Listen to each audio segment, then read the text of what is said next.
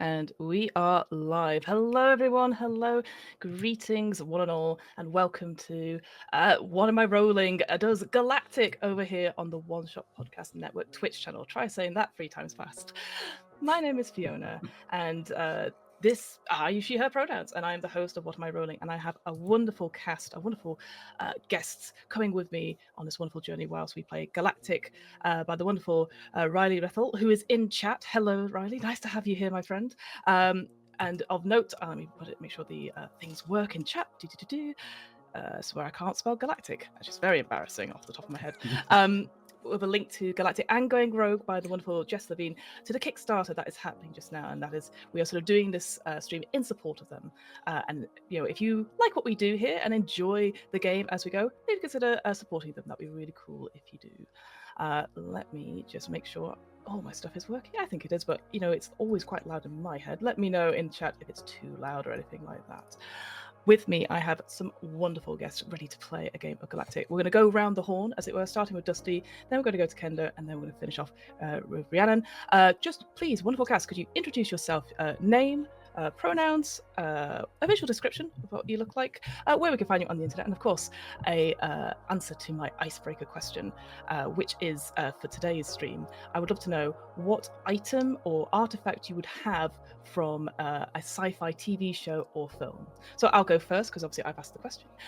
My name is Fiona, as I've said. I use she, her pronouns. I am a white woman with sort of mid-length browny blonde hair, a little bit of makeup on, wearing a black turtleneck, and I've got my Jaffa Cake half moon, full moon, total eclipse reference, which I don't think anyone else here will get, except just a UK thing. It's the only thing sciencey that I had to hand. And you can find me all over the internet. Obviously, What Am I Rolling? The DM's Book Club, and 1/3 of the RP Geeks as well. But obviously, the answer you've all been waiting for. So my item would be, let's go simple. I would love just a sonic screwdriver from Doctor Who, mostly because it does really cool things, like opportune moments. You could open, break codes, all that sort of thing, big explosions, etc. It just doesn't work on wooden doors, which turns out to be one of the Doctor's greatest enemies, I find. So yeah, I would have the sonic screwdriver. That is me. And I'll pass over the introductions to Dusty, please. Hello, I'm Dusty. I use they, he pronouns. I'm Latine. I have glasses, dark hair, goatee, and generally look like a nerd. And I am I do a lot of stuff online, APs, games, etc. You can find me at Dusty Hill usually. Yeah, I was thinking about this question of what thing, and I think it came immediately to me is that I would like to have one of the capsules from Capsule Corp from Dragon Ball. Incredible. Just, take anything with you. Don't never have to worry about carrying anything heavy. You could also fit like a house in it. So if you want to move, it's easy. How does it work? I don't know. You throw a capsule at something. Is that dangerous? Probably. Probably, yeah. Incredible. I'm going to pass over to the wonderful Kendo, please. Hello, everybody. My name is Kendrick or Kendo, whichever you prefer. I use all pronouns. I am a fat black person with short hair, beard, mustache. I'm wearing a red shirt and my headphones. And Fiona, yes. Of the object that I would have from science fiction would also be a sonic screwdriver. Yeah, I've had this since I was like a freshman in college, and it's like one of the universal remote ones, so it actually can turn on things, and that was just the coolest thing. Like, honestly, 100%. I wouldn't even really want to go on adventures. I would just want a universal remote that can work with all technology that I would possibly need it to work for. Incredible. I and to be fair, you did run off. I've got the actual thing, and then you never said what it was. So I was just here blissfully. No, that's so fair. That's so funny. Yeah, I would say you've got the better sonic screwdriver. I quite like. I like Ten's one for sure. 9s and 10s were my favorite. Mhm. Oh, I was so excited about the song Screwdriver. I Okay. forgot to say where to find me. Hey, you can find me everywhere on the internet that matters at Kendo Makes Films. I am an actual play producer, performer, game designer, and I'm also the media production manager over at Kobold Press. You can find my actual play stuff over at Tales Yet Told, wherever you get your podcast. Amazing. Thank you so much. And last but by no means least, Rhiannon, please introduce yourself for us. Hi, I'm Rhiannon Daly. She, her for pronouns. Let's see, visual description. White trans woman with curly dark hair wearing all black at the moment. Let's see. That icebreaker question. I got really, until I heard the TV and movies thing, I got really stuck on the idea of having one of those very modular and customizable bodies from a lot of the Ian Banks novels Oh, that cool. people have. Yeah. Yeah. So I'm just going to say that for now. And let's see. Oh, right. Awesome. What I do and where you can find me. I'm a tabletop RPG designer and horror writer. My stuff is at cyphozoan.itch.io. I know that's hard to spell. I can put it in the chat in a bit. I'm also over on Blue Sky at Aversion Impulse. Okay. Amazing. Thank you, wonderful players, for indulging me with some great answers to my icebreaker questions. I very much appreciate it.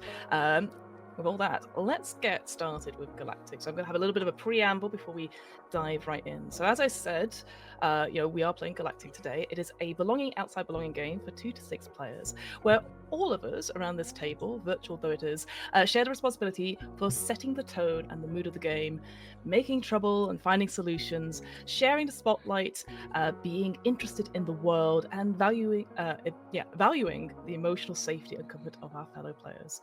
Galactic is built first and foremost for GM-less play, meaning that everyone here, we're going to make a character, and then we're going to create the story together, characterizing the setting, taking on the roles of the pillars and the NPCs when the story calls for it. It is a tool for us to use to make our own story, one that is about rebellion, relationships, and maybe war amongst the stars. Now, obviously, no game is as important as us players at the table, and so our main goal is obviously to take care of each other. We had our session 0 a couple of weeks ago, and as a group, we discussed what we wanted to see in our story and what we didn't. We got safety tools in effect whilst we play, but equally, I just want to make people aware that those people watching, those people listening, I give you absolute permission to take a break from our story should you need to. Like I said, this is a story about rebellion, community, and living in the shadow of an oppressive regime. So things might go sour, we might let ourselves brood in that little bit of darkness for a moment if it feels right. But we're never going to leave the session or the game itself like that. We want to make it a positive impact because, as it says in Galactic, hope is never completely lost. There's always a spark of rebellion if you know where to find it. So, with all that out of the way, we have what we're going to do for this particular stream. Quite a few, obviously, actual players that are out there just now. A big shout out to obviously a Party of One and obviously One Shot, who've done their own different actual plays of Galactic and Going Rogue respectively. Their first episode has been about character creation, which is what we're going to do here. We're going to do the first part of the stream. It's going to be about creating our characters. Then we're going to talk about pillars and whatnot. Then take a break, and then we're going to start at the end to do some light, dreaming, essentially. Idle dreaming, that's the word I was looking for. And then we're just going to see where the story takes us. So we've already distributed our character sheets and pillars off recording because we didn't want to have that awkward moment go to, well, who's playing what for 15 minutes. But we're going to start off with character creation and then go into pillars. So to create a character, we've all got our sheets. The wonderful Dusty has very kindly shared us a sort of a living play document, so we can all see that as we go. So I would recommend, if you've not got it open, friends, please open it. And so I'm just going to talk about what it is, and then I'm going to throw, in the same order that we introduced ourselves, so Dusty, then Kendo, then Rhiannon, and then myself at the end. We're just going to describe what the playbook we have and all of the choices, and maybe we'll go through that. We'll do choices in order as well, if you've got some ideas and stuff like that. So when we're creating a character, we're going to go basically where we see the sheet itself. We're going to go down the right column of the role and select the choices we want when prompted. It's encouraged for us as players at the table to talk through this process, share choices, ask for advice, check in with each other, tie things together. And some of these prompts are going to be on everyone's sheets, and some of them are unique to the role that we've picked. We are free to interpret these prompts however we'd like. And then the last bit is about relationships, which we'll get to at the end. Right now, we just want to concentrate on creating this person, what they look like, what their vague personality is, and then we'll go into the actual around the table, ask one to the right, ask one to the left, etc. So let's start off with yourself, Dusty, if that's okay. What playbook do you have? And can you read it out for us, please? Yeah, I am playing the Defector. The Defector used to work for the Mandate but got out. Their power comes from their compassion, determination, and will to change. Nice. And why don't you read out your choices? Is there anything that you're thinking of just now for your character Defector? Because I know you've played a lot of both Galactic and Glowing Rogue, and you've not played much of this playbook before, I understand, right? I actually have never played the Defector, which I am very excited to do because I don't know. I like the Nova. I like the mechanic. I'm like a space junker at heart. But I think so. One of my favorite tropes is someone that has done some really hard stuff, but is really like a person of the people. They're easy to connect with despite everything they've done wrong. So I think really I want to have weary eyes and a sincere voice as part of the look from those options. And for the Defector, of course, like you left. So one of the main questions that they have is what was the last straw? And I'm kind of in between this because there's a lot of good reasons that someone would want to defect and join a rebellion or a liberation, if you would. So out of the options, there's a command to shoot civilians. My comrade was killed for nothing. A liberation fighter spared me. I fell in love. I stumbled upon secret plans for an atrocity. My whole squadron revolted at once, or I felt something called me. I think going with kind of the demeanor, I think honestly having someone leave because they fell in love hits. Yeah. And it's also tragic. Yes. When you said that one, I was like, well, I'd obviously pick that one, but I didn't want to say it in case you were like, I don't care for that. Yeah. No, I think that's definitely something. And like a lot of these other ones are good. I think someone that a very fun trope is someone going in for the right reason, that they wanted to be a protector, they wanted to do this, and realize that, oh no, this is all kinds of messed up. They are not protecting, they're destroying it, and like had to leave in the worst way possible. Is another very fun trope. Some of my favorite characters are like that. But I'm also just with the person that looks wistfully up into space because it reminds them of someone that they're no longer there. And they'll also shoot you. Yes, that's exactly it. They're like, they love you, but they'll kill you when they get the chance, right? Exactly. And let's see, then there's two options that you choose. So there's calm under pressure, at peace with my past, devoted to liberation, knowledgeable about the space between, reliable friend, brave, confident, fitting in with this new environment, and able to fight against my former comrades. These are all again really good. I think I want to do at peace with my past. Makes sense. Yeah, kind of with like their whole vibe, right? Yeah, like if they're sincere and all this, but like they understand what they were, but that's not who they are. And I think peace with my past and devoted to liberation are two that I think work really well together. So I'm going to choose those two. Nice. Yeah. Let's see, what else is there? There's relationship questions, and we have and then style. I didn't choose my style. I was going to ask. Yeah, I was like, I'm sure you've missed your style. Yeah. What do we see? Okay. Vector? Yeah. So let's see. There is whatever others have given me: bright colors, a signature jacket. That's fun. A permanent mark from my past, discreet clothing, goggles, a many-pocketed vest, my old uniform, a token from someone I love. Done. My repurposed swagger. So there's one of them, a token from someone I love. Love that. What that is, I think I'll think about that and ponder. All right, keep an eye on that. Yeah. And then two more. Yeah, I like Hmm. I think I'm gonna have old uniform Mm-hmm. and signature jacket. 'Cause Nice. those are both fun. Who doesn't love a sick ass jacket? What does the jacket look like? Yeah, you can't leave us hanging right now. Oh gosh. Okay. I think it is like reupholstered, like reworked commander's jacket. One of Mhm. those like ones that used to have all the regalia on it, but you could tell that there's like marks where that was ripped off. Mhm. There's like patches all over it. It's one of the sick ones that go to your knees and below in the wind. Mhm. It has like the holsters built in, so you could have one in your like breast pocket. Mhm. Mhm. And uh, it is a navy blue color. Yeah, navy blue. Nice. I like that. Already visualizing it.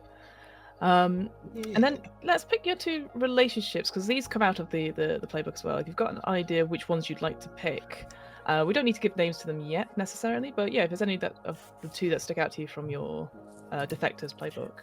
Yeah, let me read these off because they're very fun. So, the two relationships that the options are my old commanding officer who wants me dead. They are either scheming or analytical. Mm-hmm. The cunning or stealthy bounty hunter on my tail. The passionate or daring pilot who helped me escape. The cynical or zealous liberation fighter who reluctantly trusts me. The fellow defector I met after my escape, they are faithful or rousing. Mm-hmm. Or my best detachment friend I left without saying goodbye. They are compassionate or conciliatory. Ooh. These are all really good, and they all like play into who this character is really well. Yeah. I think I think having a bounty hunter is always sick. Mm-hmm. So bounty hunter on my tail. Yeah. And let's do detachment friend I left without saying goodbye. I was gonna say if you don't get that best friend in, what is the point? Absolutely. But yeah. So make a note of those. And yeah, you mentioned so are they this or are they that? So these are traits that we can assign to them for the Exactly. NPC. And their traits have moves attached to them. Exactly. Have you ever thoughts of which traits you want to attach to them just now? Again, you don't have to. If you want to have a bit more time to stew on it, that's fine. I have not. I need to look at them. Have a think. So yes, one thing I'll mention now as we're creating our characters. So in Galactic and also in Going Rogue, our characters have sort of 3 sets of what's called moves. We have strong moves, lateral moves, and vulnerable moves. And essentially, it is the way we sort of make rolls or make sort of moves in this game is through tokens. So vulnerable moves usually something quite sort of what would maybe you consider weak or sort of like that's sort of like a poor move in the sense of like, oh no, they've done something maybe selfish perhaps, and then they would gain a token. On the opposite hand, we've got strong moves where you would spend a token to do a really big act of some sort. Again, it depends on what your role is. And then lateral moves, you give a token to another player or to another NPC who's attached to a pillar as well. So again, it just gives us that sort of a nice range of things we can do, and think about these tokens almost as if they're sort of narrative focus in a way, where we can shift where our focus is when in the story as well. And yet NPCs will get some traits, and therefore, as Dusty said, we'll get some moves as well depending on what traits we do, but I'll leave that to Steve for now.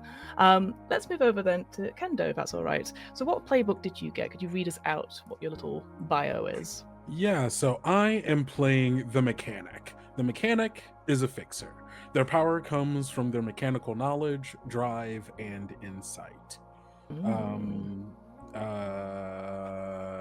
think that's all I'm reading from that. Yeah. You got that. Don't worry. Okay, Yes, cool. yeah. I will say what's quite good in the book. It gives you tips on how to play them. But you're an expert. I'm not saying that you're a mechanic in real life, but you know how to play these games. So You yeah, know. let's look at these looks. What are we thinking for your look for your mechanic? Yeah, so from the looks, from like the first section of them, I have the choice between appraising eyes, distant eyes, curious eyes, intense stare, focused eyes, skittish eyes, and an earnest eyes. From the eyes, I'm thinking of going with appraising, which I think makes sense Okay. as like a mechanic. I'm thinking a lot of like just based on like general conversations that we've had before, like because there is a lot of like having to like keep everything together with like the minimal amount of stuff, having that kind of like constantly like looking around trying to see, like assessing the value of something, not just monetarily, but like like from like a utilitarian aspect of like, how do I use this, how is this material like important to us, Oh, I love having that. like just constantly like, even like not as an active thing but just like a passive, like, you know, when you become a master of a certain like subject or like a certain like range of things, and then you try to do things outside of it, but your brain can't help but think about how it's tied to that. That's basically what it gets down to. I love that. That's great. I love that. You And say so much from just the eyes of a person, right? So yeah, instantly right. a good feel of this person. And then I'm thinking for my hands, I can have greasy hands, distracted hands, worn hands, gloved hands, clean hands, scarred hands, careful hands. I'm trying to choose between scarred and greasy. Both I think come from an amount of like just like working a lot with machinery and such, but I think scarred hand gives a very like, the work that I do is either quick or dangerous, or probably both, right? Of like, which probably says a bit. Probably, I think scarred hands, because I don't know what that history is. Yeah, I was gonna say out of the two, complementing it with appraising eyes, I instantly was like, oh yeah, scarred hands off the top of my head. So I definitely saw that. That Amazing. almost makes me think that I at some point was like boosting like personal like ships or like personal vehicles or machines of that nature. Just like kind of run and gun kind of work. And then from the styles, I'm thinking of choosing I have the choice between grease stains, overalls, tool belt, a repurposed uniform, hastily tied back hair, goggles, the same shirt in different colors, which I think is fun. That's great. Dark coveralls, and a ring of keys. And I'm thinking of going overalls, tool belt, and hastily tied back hair. Oh, nice. I like that. I mean, we all were like, oh, but it would be cool to have the same shirt in different colors. But that's not this person. That's fine. Well, we understand. Another time, mechanic. I really wanted the hastily tied back hair because I'm thinking that this character has like these like probably like shoulder length, maybe a little more than shoulder length, like locks that they tie up like to keep their like, you know, hair out of their eyes while they're working, but also the hair bands act as like quick like tools and like rubber bands where I just have to like hold stuff together really I like quick the idea so I that you can have wrench it goodness knows together. what there, and you're like, oh, I've been missing this like nuts. Just like what? Oh, just all amazing. of this different stuff that I'm using to like hold my hair up, but also I use it while I'm working is just like, I think really goes in with the like everything that we're doing, or everything that my character is doing at the very least, is very much like everything serves multiple purposes, and a lot of the work is quick. It is like it's not necessarily a rush job, but things have to be done fast, and there's a lot of things to do it and probably not a lot of people to do it. 100%. And it really fits with that appraising eyes that you're focused on something. And yeah, I could just imagine almost like, grabbing stuff around and just concentrating on that one bit. That's really cool. All right, Yeah. next bit on your sheet, it says to decide currencies. So from here, I have great options. Gossip, compliments, spare parts, license for experimentation, conversation while I work, small favors, no questions asked, or credits. I think spare parts, because any extra stuff that we can have would be good. I'm kind of oscillating back and forth between small favors and gossip. I think.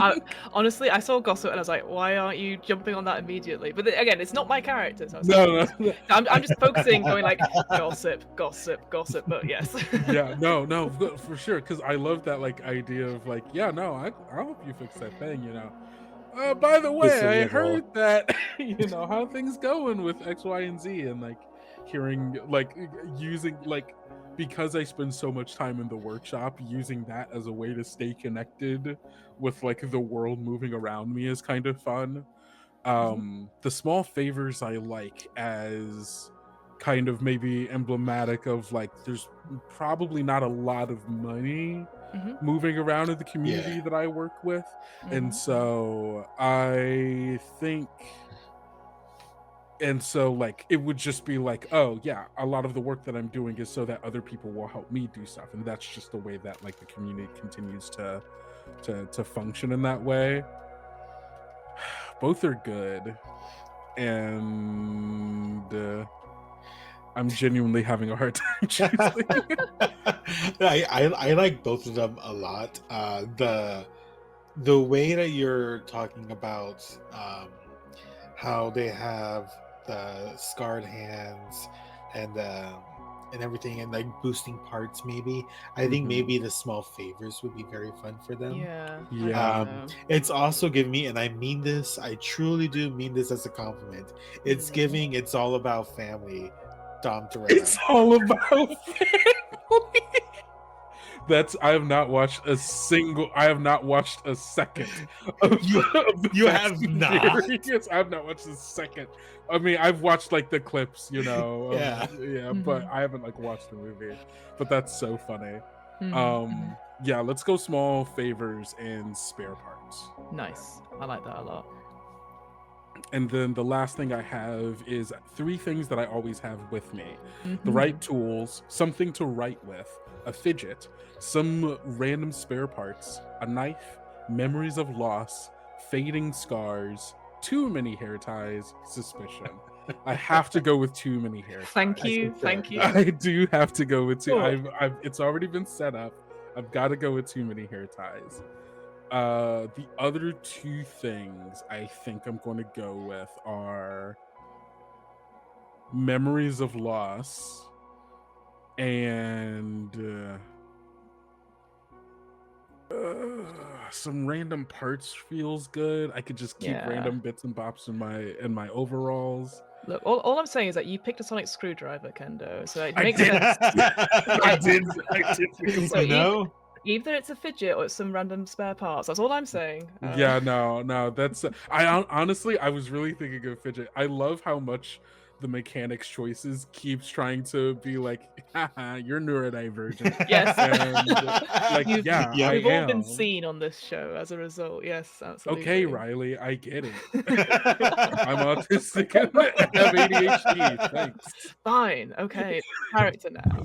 Okay, yeah, I'm gonna go with a fidget, memories of loss, and too many hair ties. I don't know exactly what that fidget is yet, but I will let you know once I have it. Hey, again, it's all part of our idle dreaming. We can come up with something there. And then as we finish off your character, let's look at the 2 relationships. So if you read them out from your playbook sheet and then see which ones. Again, you don't need to lock them in just now, but it's what do you got? So my choices are the anxious or troublemaker pilot whose ship I'm always repairing, which I'm going to let you know now I am choosing. My friendly or gossipy helper droid, the inventive kid who wants to be my apprentice, that sounds fun, the observant or curious droid I help to maintain itself, the cunning or connected smuggler who gets me rare parts, my focused or learned older sister who taught me how to fix things, or the austere or dramatic ex who still comes to me for repairs. Ooh, Ooh. fun. Some really fun I- ones there. I think so. If the way that I was imagining the because I said that I was going to choose the pilot, but I was thinking of my relationship with the pilot being very intimately tense, in the same way that a mechanic and a pilot always is. I'm constantly True. fixing their ship, which is like just like just like a step away from their body as a whole, right? Mhm. And I'm constantly having to fix the wounds that they like. Come on, it writes itself. But having that be potentially now more explicitly my ex who still comes to me with Oh, for man. repairs is Yeah. kind of good. I love how, yeah, if you did get that one, then obviously Dusty's character is like, I fell in love. It's just like almost two opposites, you know? Okay, instead of the pilot, I'm going to go with the austere dramatic ex who is a pilot who should Perfect. always Yeah, Done. yeah, Yeah, exactly. absolutely. Smush them together.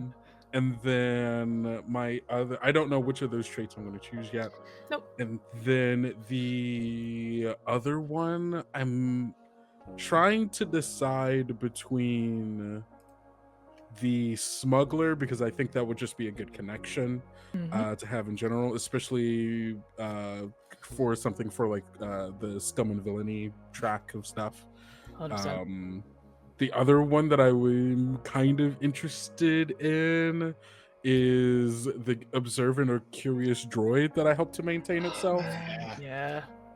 Because I kind of want to I want my character to not know this droid's deal, but it just comes around and it's like, what are you getting into? And I fixed it up, no questions asked. Yeah, It's always there. I think having a droid would be great. It's like if if Cass and K2SO, but K2SO like just showed up one day. Exactly. And then then said, "Help me, please." Exactly. All right, deuces. Yeah. But all these are really good. I think they're really good. If you don't want to lock one in now, that's absolutely fine. We can move on. I'll think on that last one. Have a think on it. That's absolutely fine. Yeah. All right, Rhiannon, please let's talk about your playbook. What have you got for us? All right. Tonight I am playing the Nova. The short description we have here is the Nova's attuned to the space between. Their power comes from their emotion, focus, and intuition. Nice. And nice. I have kind of, as I've made these choices and as people were talking about their own characters, gotten kind of an idea of someone to play. So perfect. I'll go run ahead. through kind of the choices and how they play into that. Nice. So for the look, I ended up going with weary face and piercing eyes. I imagine this is someone who doesn't sleep very well most of the time. I think of this character as somebody who really wanted to be a pilot from a young age, got into training, and completely washed out of it for reasons that she did not understand were related to like a developing connection to the space between and inability to fully focus on what's happening directly in front of her, which is bad when you're a pilot.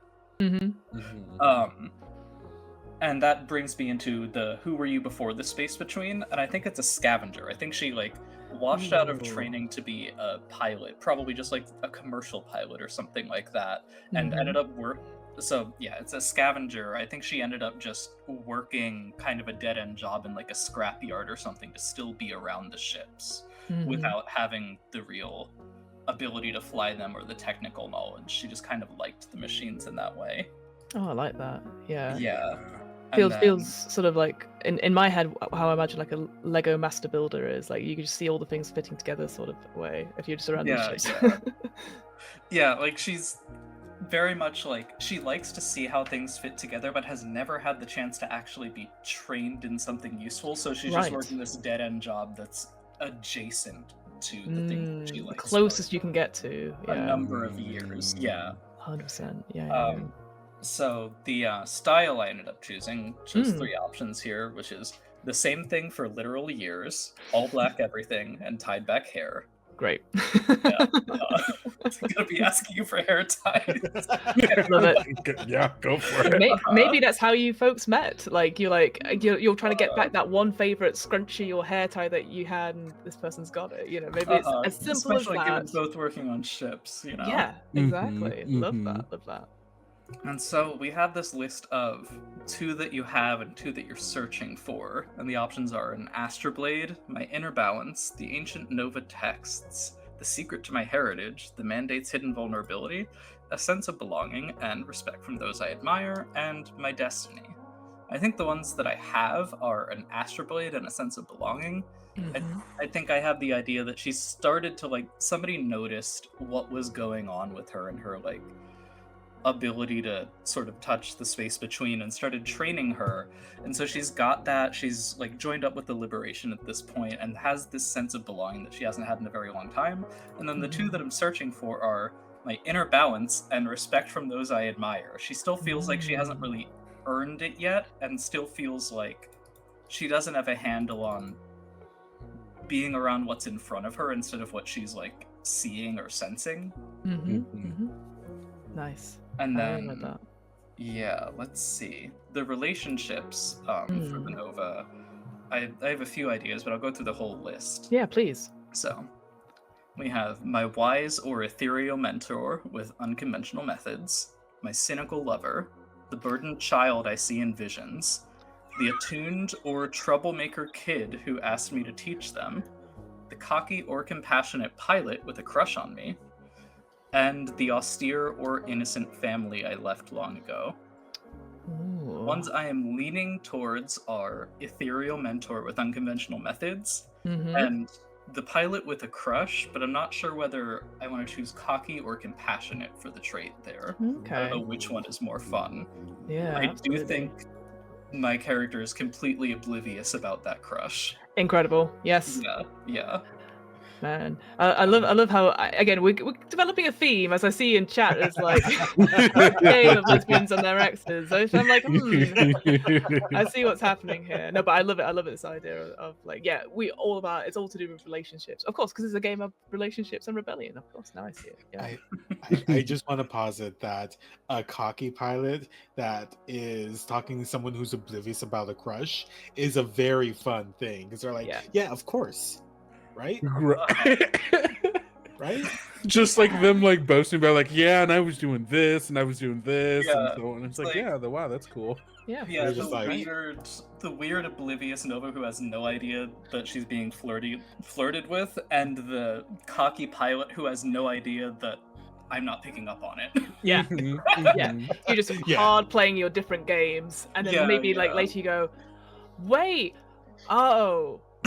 Yes, But it's like days or weeks later, and you're like, maybe were they interested in me? Like, yeah, absolutely. Yeah.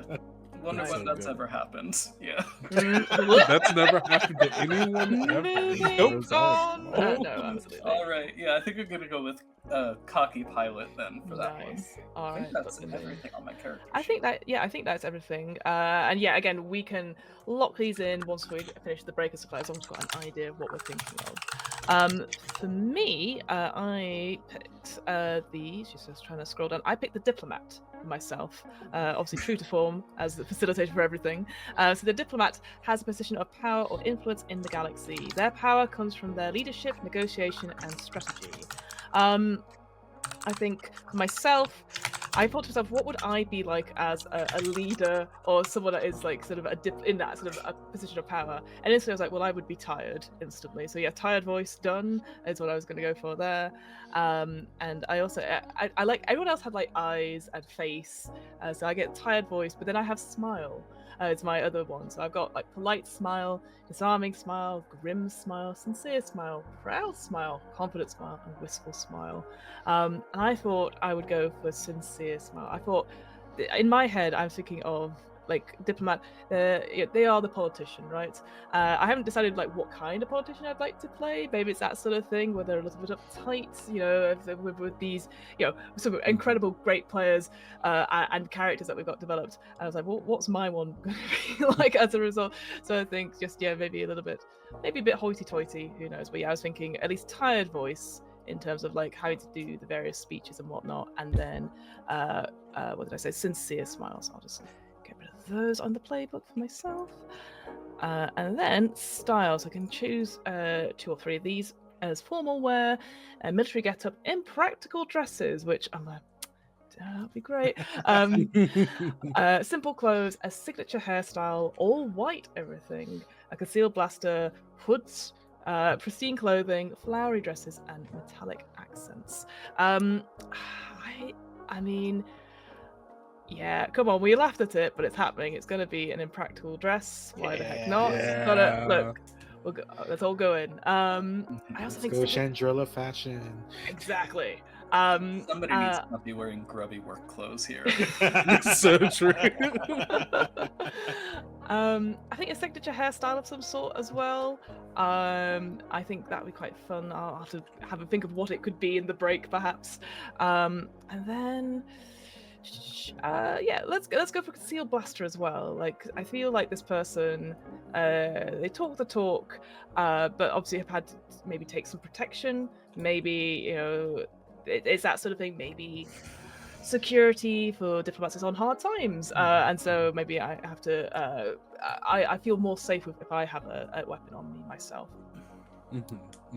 I have to get now 2 beliefs, and I'll read them out in order. I think I've got what I want, but I'll say them out loud. So it is reduction of harm always comes first. If someone must do something they'll regret, it should be me.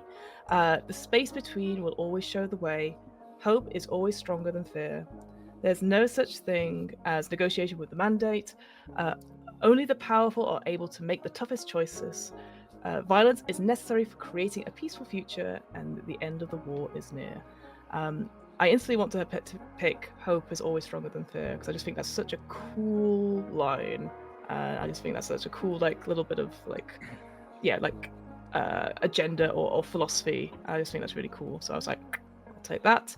And yeah, if someone must do something they'll regret, it probably should be me. No one else is gonna blooming do it. I'll give the tired speech. I'll smile with the people who I absolutely cannot, deal with and despise. I think, as the politician, you're put in lots of different positions in the sense of, like, obviously advocating policy, but also like dealing with people that you're like, I would not be in a room with them if I had the choice. So I think it's that something where I would go and make these negotiations or go and have these conversations. So yeah, I will take those. Yeah. And then and then choose to you engender in others, some sort of inspire, or what I hope I inspire, perhaps. We've got respect, righteous anger, reassurance, determination, focus, inspiration, faith, and obedience.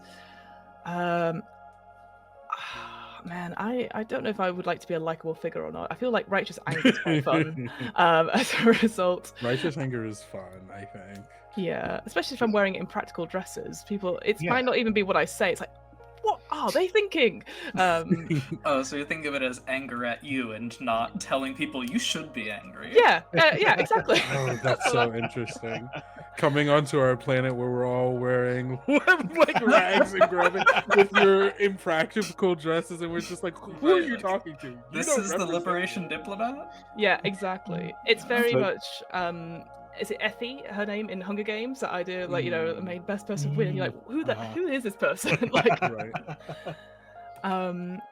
And yeah, I think maybe then determination, I think, is the best one to complement the righteous anger, perhaps, if we're taking it that way. I think everybody else, I don't think I'm inspirational at all.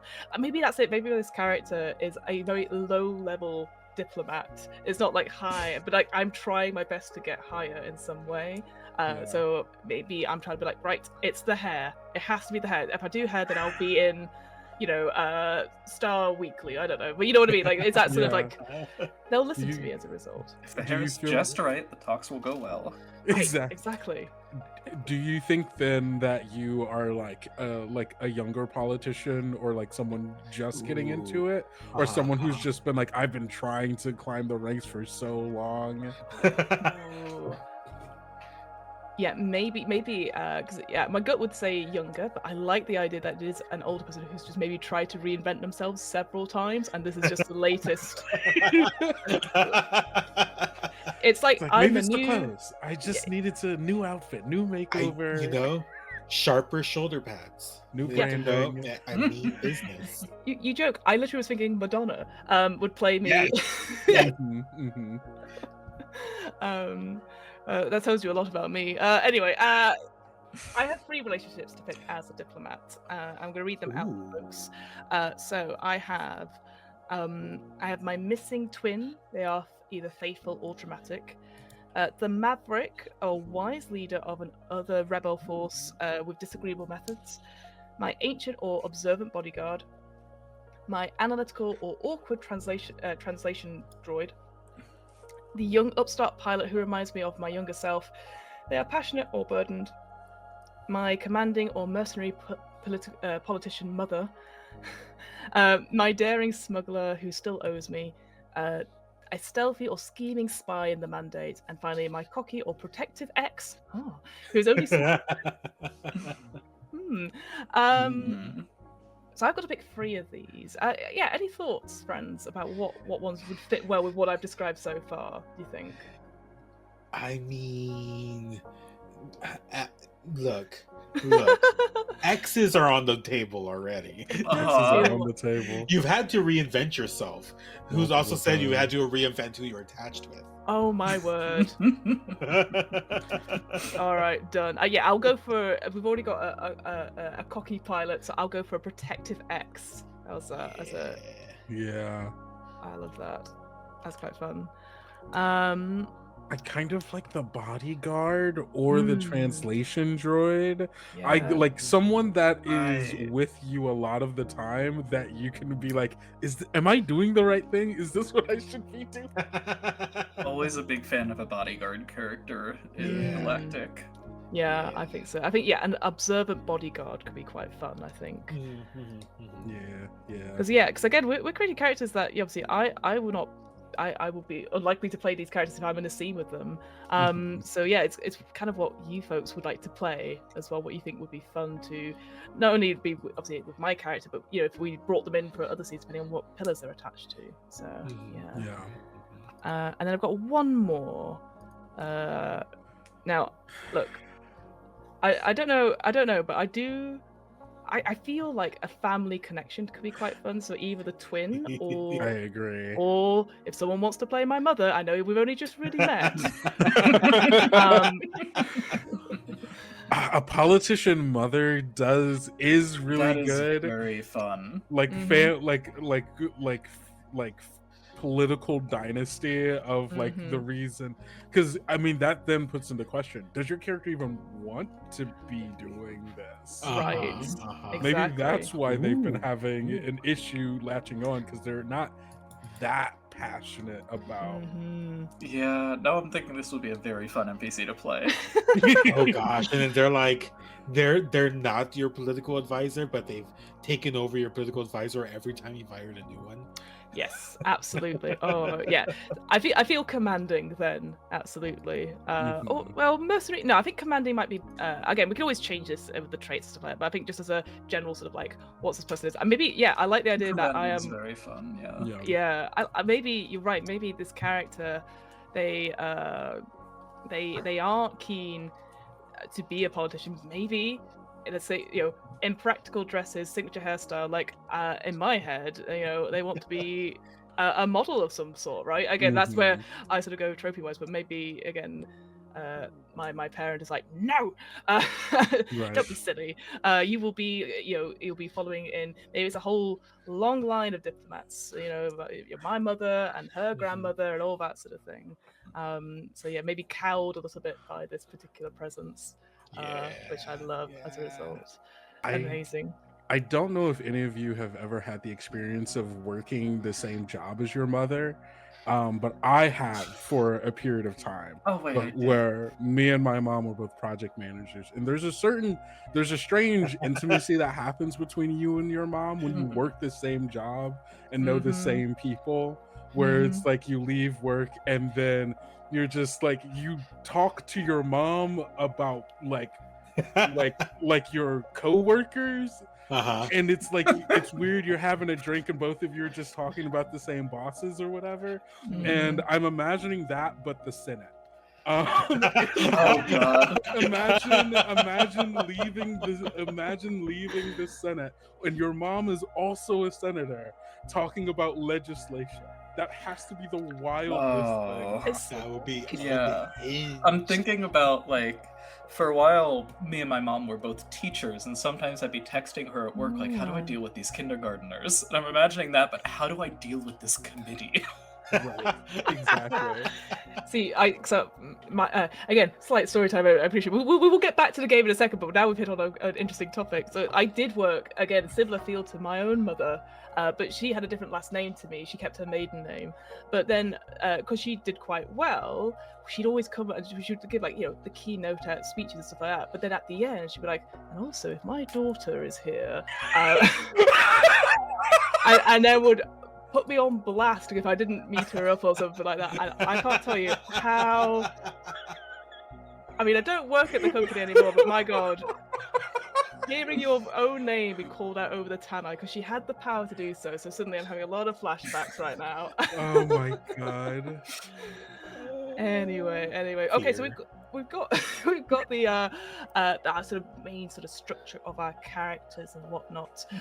Friends who have played this before, do we put where they go on the pillars yet, or do we leave that to when they come up and play, just out of interest? Do we decide that? Assigning characters to pillars. Well, I think we should talk about the pillars first. Yeah. Absolutely. Yeah, we should probably decide what we're doing. That's perfect. I just wanted to double check that now. So we'll come to that with the pillars. Great. Well, we'll finish off with our relationships then, and then we'll go on to pillars. I just wanted to check I hadn't missed something. Yeah. So so the final bit of character creation is that we're going to ask each other one question to our left and one question to our right in our sort of little table. How do we sort of know each other?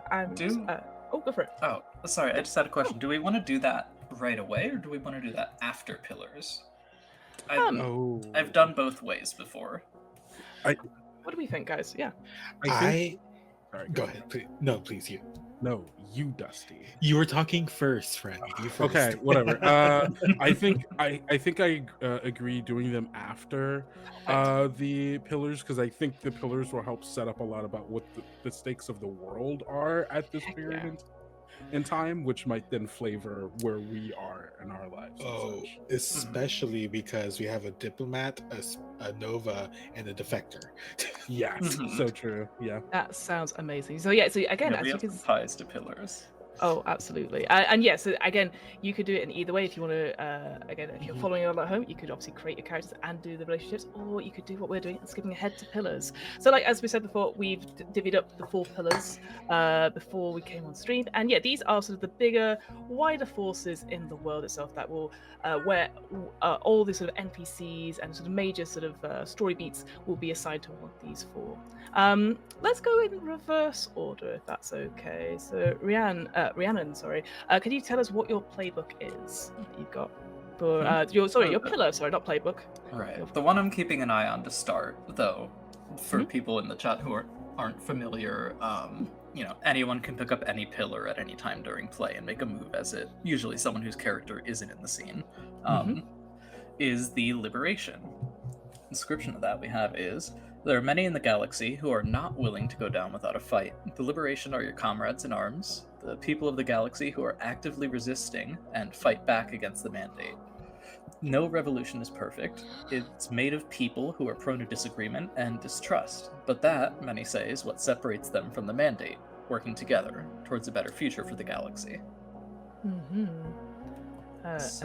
And then we have choices, basically sort of desires of, again, as we sort of said about setting the tone of our story, and we choose these together as well. So read them out for us. Okay, so we have choose 2 of the following: retaliatory violence, long shot missions, hope renewed, military strategy, imagination of a better world, ideological discourse, and working together.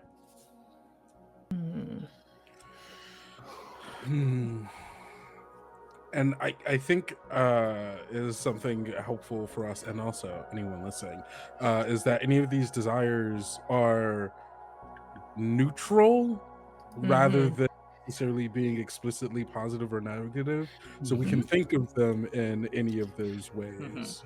Ideally, things that could be invoked in ways that cause problems or solve them. Yeah. I want to throw out there, because we have a huge theme of exes and love lost. Working together, I think, would be a great one for liberation. I Yeah. like that. Yeah. Just the idea of one big coalition. Yes. Please cooperate. Just one big polycule. That's all it is. It's a liberation. That's what we're working towards. Oh, if only. Well, technically, it's two, because half of them broke up with each other. Oh Oh, no. so true. There's like a missing link in between. Yeah. I think the ones that I'm thinking of to kind of, I think working together overall is generally like kind of good. Obviously, there's some middle ground there as far as like, oh, like, well, we want to work together, which means that there's something stopping us from that just being the consistent, right? Yeah. The flip side of working together can also be like, it's a very big tent and you have to work with people you don't really like. Exactly. Right. Yeah. Yeah. Which makes me I hate that I always go with this for the liberation, or I start leaning this way, but I'm between ideological discourse and imagination of a better world. Because I think that, I mean, both of those, right, like imagination for a better world, super good, great. Yeah. We want to imagine a better world. It's the question is, and also in tandem with working together, what vision of the future are we working towards? Exactly. And do all of our things necessarily align with that, which kind of goes alongside ideological discourse, but gets more into the, yeah, we do all have different ideas, let's argue about it rather than something. Let's argue about it, and like, I'll never agree with you, but we'll agree to disagree, you know. That sort of, we have to we all have to be in agreement on this. Well, I hate you, so fuck you. Oh no. Yeah. I guess the difference between those might come down to like, how much do we want to play out arguments we're having? Yeah, and then on the other hand, how much do we want to imagine the different ways in which the people in this world imagine the future could be, which I think might be more interesting. I think that one's fun. Yeah. I think that in the combination with working together is that like there's this one unified goal, but we have to get there first. Yeah, and also can't keep kicking Randy out because they keep saying that they don't like where you come from. Is that wrong? Yes. However, Randy's the only person who knows how to use the nuclear whatever. Yes. You got to email them. Yeah, absolutely.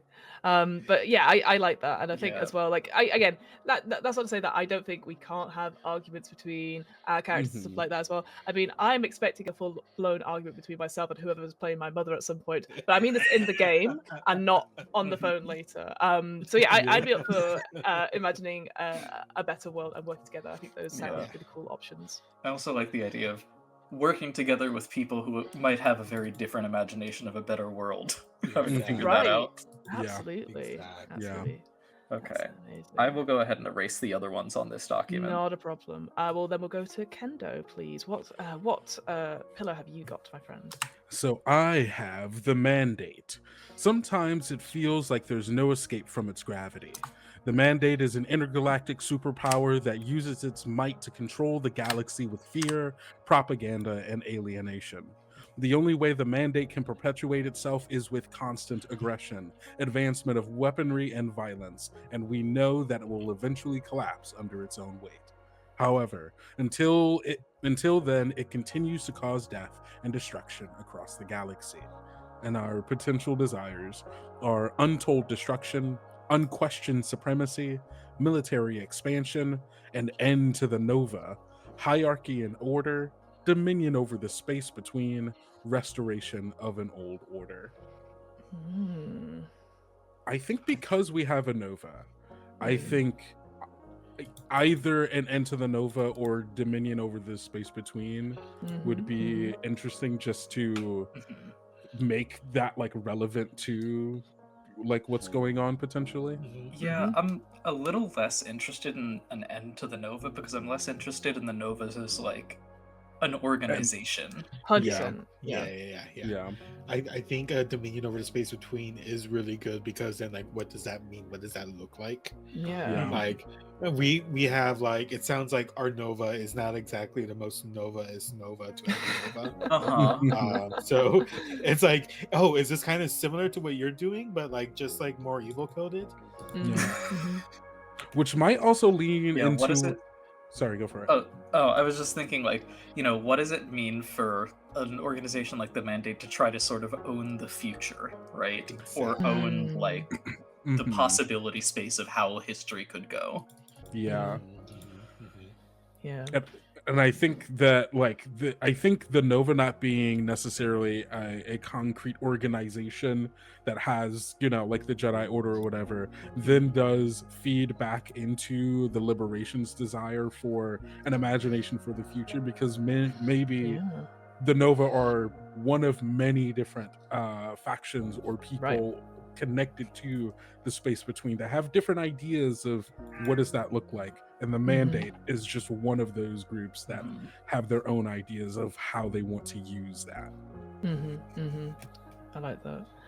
I wonder then, in terms of, because if we're not defining necessarily currently what the Dominion over the space between is, keeping it loosey goosey in a sense, maybe not like untold destruction.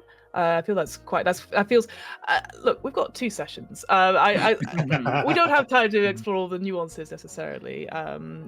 Maybe military expansion. Again, I always figure that Dominion is always like control, and obviously the world just now it's like a show of strength. But yeah, go for it. I was leaning towards unquestioned supremacy, because as like the liberation is that we're trying to work together, and we have all these ideological yes. I think an order that is working as a unified unit that doesn't have any of that would be a really great foil, because like oh, you're arguing over here, we're all working together to do the thing that needs to be done in the name of the Mandate. 100%. That's interesting. Yeah, no, I like that. If I could potentially pitch another one, that goes, I think, is similar to that. I think Restoration of an Old Order is interesting. Partially because it's this like looking backwards, right, for answers for the present and the future, of like whatever our like problems are right now can be solved through tradition and typical fascist whatever of which might feed into their feelings about what the space between is, and also can also lead into the unquestioned, like there is a hierarchy, there is like old ways in which we do stuff, which means we don't have to have discussion, we know what it is by we know our places because it is written. Is it like that kind of super rigid thing, I guess, would be the Restoration of an Old Order, versus if we were going for the like, well, it's just common sense, nothing else can work out, would be more like the unquestioned supremacy. So why are you talking about alternatives? I think either works. I'd put my vote behind unquestioned supremacy. I think we can have I think that'll be interesting, and I think and Dusty, you don't have a photographic memory, but I think we did Restoration of an Old Order in our game ages and ages ago, so it'd be and I think we did that for our going rogue on What Am I Rolling? Ages ago. I think 2 years ago or something. Oh, don't date me. No, absolutely. I'm dating myself too. Absolutely. So my vote would be a Dominion over space between and unquestioned supremacy would be my votes. I'm leaning slightly in that direction as well. Those two together as well is really good. Because then like unquestioned supremacy also over the space between. Heck yeah. Yeah, it's almost that like capitalist realism style, like the idea of any alternative is completely unthinkable. Is their goal. Yeah. Nice. All right, let's go. Dusty then, please. What's your pillar for this game? Yeah, I am the space between. Also, I didn't want to interrupt other stuff, but I did realize that when I chose the two that at the beginning, I misread it, and it's very important that I fix that because it's two, and one is that one I am, and one that I want to be. Ah, okay. So I chose I am at peace with my past, and I want to be devoted to liberation. Ah, perfect. Great. Yes, I and I like that. think that's important for That's the fun. character. Yeah. Okay, now the space between. I just scrolled past it. The connections between people are what surround us and give us strength. The galaxy is never silent. It is alive and humming with energy that you can feel if you pay attention. When channeled correctly, the space between can turn dominions into empires and revolts into revolutions. But be careful, for concentrated power can be dangerous for anyone who dares come near. And so, of our desires, we choose two of these. There's solidarity, difficult choices, balance, intense bonds and uncontainable emotions, solitary training, enlightenment, revelation, unity with those who came before. Some good ones there. Yeah. I mean, I will say, anytime I see the words difficult choices, I'm like, well, that's just always a given in any game I play. So I don't know if we want to solidify that into the pillar. But yeah, what do people think? I think with all the X's, intense bonds, and uncontainable Yeah, emotions. Yeah. I think for the space between, that one is my favorite one to choose always because it's such like the opposite of what this other like space opera setting called Star Wars uses the Force. It's such an opposite of that I really love. That yes, you get in touch with the space between by having all these intense bonds. You care. It's about family. It's about thank you, Vin Yeah. Diesel. It is about family. Like, I hate you, but I do love you. God darn it. Fine. Yeah, it is fine. The Yeah, or the RPG. like Knights of the Old Republic 2 style, like you'll just end up deeply connected to people you didn't intend to be, and you have to deal with that now. Yeah, 100%. The new type issue. So yeah, so Yes, exactly. so yeah, if we go for intense bonds and uncontainable emotions, what's the other one that we're thinking then? Do you think? Oh, I'm leaning away from solitary training. I just Yeah, we're all about relationships. We need. Uh-huh. Yeah, so I agree with that. What do we think that the Mandate would want dominion over the most? That's a good question. That's an interesting way to think about it. I think because we did I maybe tying into what is it, the one about the old ways? We could do unity with those who came before.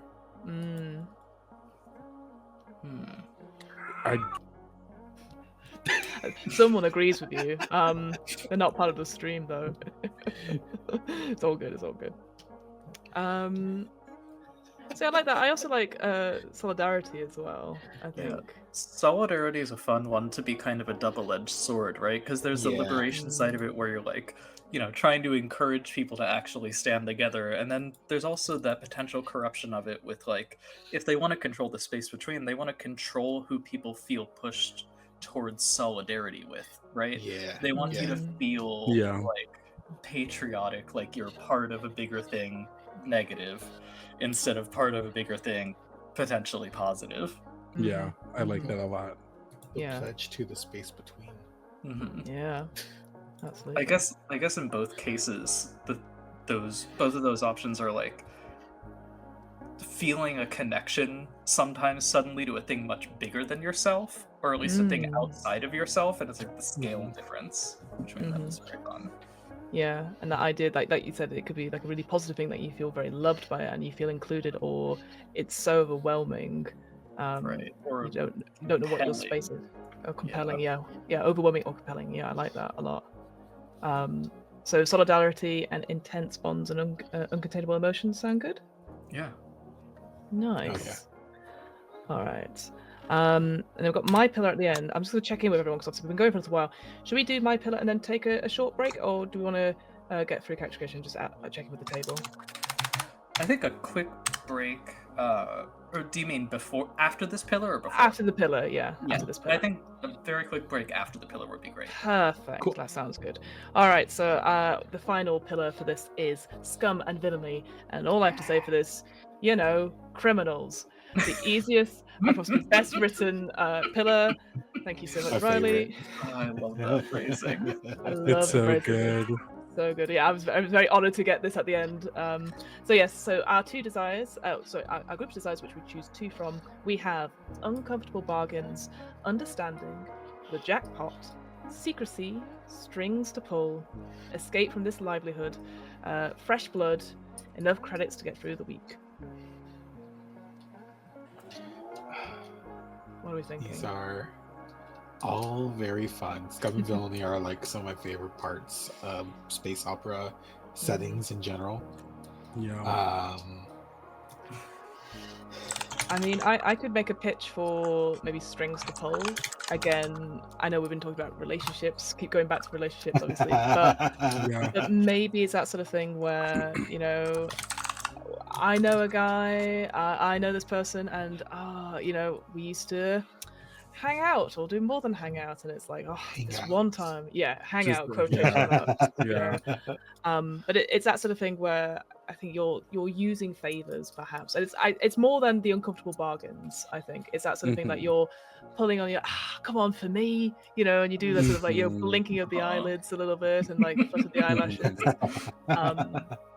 That's what I would suggest, perhaps. And again, it could go both ways. Like someone comes to you and you're like, oh no, like we talked about that robot before that comes in. Right. So yeah, so that would be my pitch at least. I like strings to pull. Mm-hmm. I think, talking about like the other stuff that we had, again, like generally talked about things that we were interested in. Enough credits to get through the week gives a sense of like desperation, right? Of like we're scraping by, if that. Yeah. I always like that one. Yeah. I do. Similar to that, I kind of like the jackpot as well, because it's a similar kind of desperation, but it's like naively hopeful of like, this is gonna be the one, we're gonna make it, and then I'm out of here. Yeah. Yeah. This time next year we'll be millionaires, and you're like, what are you talking about? I've got a plan. Just one more job. One more job, and we're good. We got this. Either of those, I think. Oh, sorry. Go for it. No, go ahead, please. I was gonna say either of those I think go well with strings to pull, because it's like pulling on the connections that you have to get through the week, or pulling on the connections you have to be like, hey, I've got one more job for us, and then we're gonna be good. I really like the jackpot, because really secretly what I've been doing is making this into a Fast and Furious game. So I think the jackpot is actually perfect. We should be playing Going Rogue. Hang on, wait a minute. Yeah, I tear off the Galactic instead, Going Rogue at the side. No. Yeah. Well, yeah, I'm up for jackpot. I agree. I love the sentence, enough credits to get through the week. I think that's, again, props to Riley, obviously. But yeah, I wouldn't. It sounds like, I like the idea of one last job. And again, that's something that ties the four of us in. So yeah, unless anyone has a strong feeling for any of the others, we could lock those in. I like those. Yeah. All right, jackpot, strings to pull. Let's lock those in. All right. And there we go. So that's our pillars sort of done and dusted. We'll come back after the break to finish off our character creation stuff, just so that people can get a bit of a stretch and whatnot. Thank you, folks, so much for those people who are there in chat. Thank you so much for your chatting along. I very much appreciate it. If you, for whatever reason, have not already backed this game, there's another link in the chat. So please go check that out. There'll also be a link in the show notes as well if you're listening later on podcast or on the VOD. We're going to go to take about a 5-10 minute break, probably about 5 minutes. But in the meantime, meantime, I'm going to play the actual play trailers for both Party of One and the One Shot Podcast. So if you're like, oh, where can I find more of this stuff? Well, you can go and download those in the break, but then come back and watch us finish this, and then go and listen to them. And yeah, so I will awkwardly take us to break. So we'll wave quickly and hope for the best in that sense. And yeah, we'll see you back in about 5 minutes. Bye. And we are back. Hello, everyone. Thanks for coming back for our second part of Galactic here on the One Shot Podcast Network. We are midway, about 3/4 of the way through character creation, and also we've just done our pillars as well. But we're now going back to the end of character creation to finish off with our relationship questions. So, as I sort of said before, we are in like this beautiful sort of like a 2x2 sort of square sort of thing. So we're going to go round the table, so to speak. And each character in their playbook has a list of questions, and you ask one to your right and ask one to your left, and then we sort of create this wonderful little web of entanglements, relationships, so that why these 4 people who seem on the surface like they wouldn't be friends or anything like that. The only thing that they have in common is something to do with exes. Maybe we'll find that out during our relationship stuff. I'm gonna go down the middle. I'm gonna say Kendo. I'm gonna go you first, if that's all right. So on your where you are on the screen, I am on your left, and Rhiannon is on your right. That's what I'm going to say as a streamer as I look at it. We'll find out. I think that makes sense to me. Cool. So yeah, do you want to read out what questions you have, or ones that you want to ask of someone if you've not got someone in mind? Yeah, so the questions that I have as the mechanic are: what broken thing did you ask me to fix recently? Why have I been on your mind recently? Why am I suspicious of you? What did I lend to you recently? Ooh. And I'm thinking I definitely want to ask either you or Rhiannon, what broken thing did you ask me to fix recently? I'm not sure which.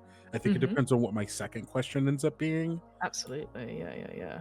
I'm kind of one of those questions I said, why am I suspicious? It's why am I suspicious of you, not why I was gonna say, yeah, why am I suspicious of you? I was like, yeah, amazing. Yeah. 2 different things. I'm there's a part of me that kind of wants to go, why have I been on your mind recently? And I think I want to give that to Rhiannon, because I think that there might be some fun stuff you could do with that as the Nova, I think. And then, so yeah, to Rhiannon, why have I been on your mind recently? Oh, let's see. I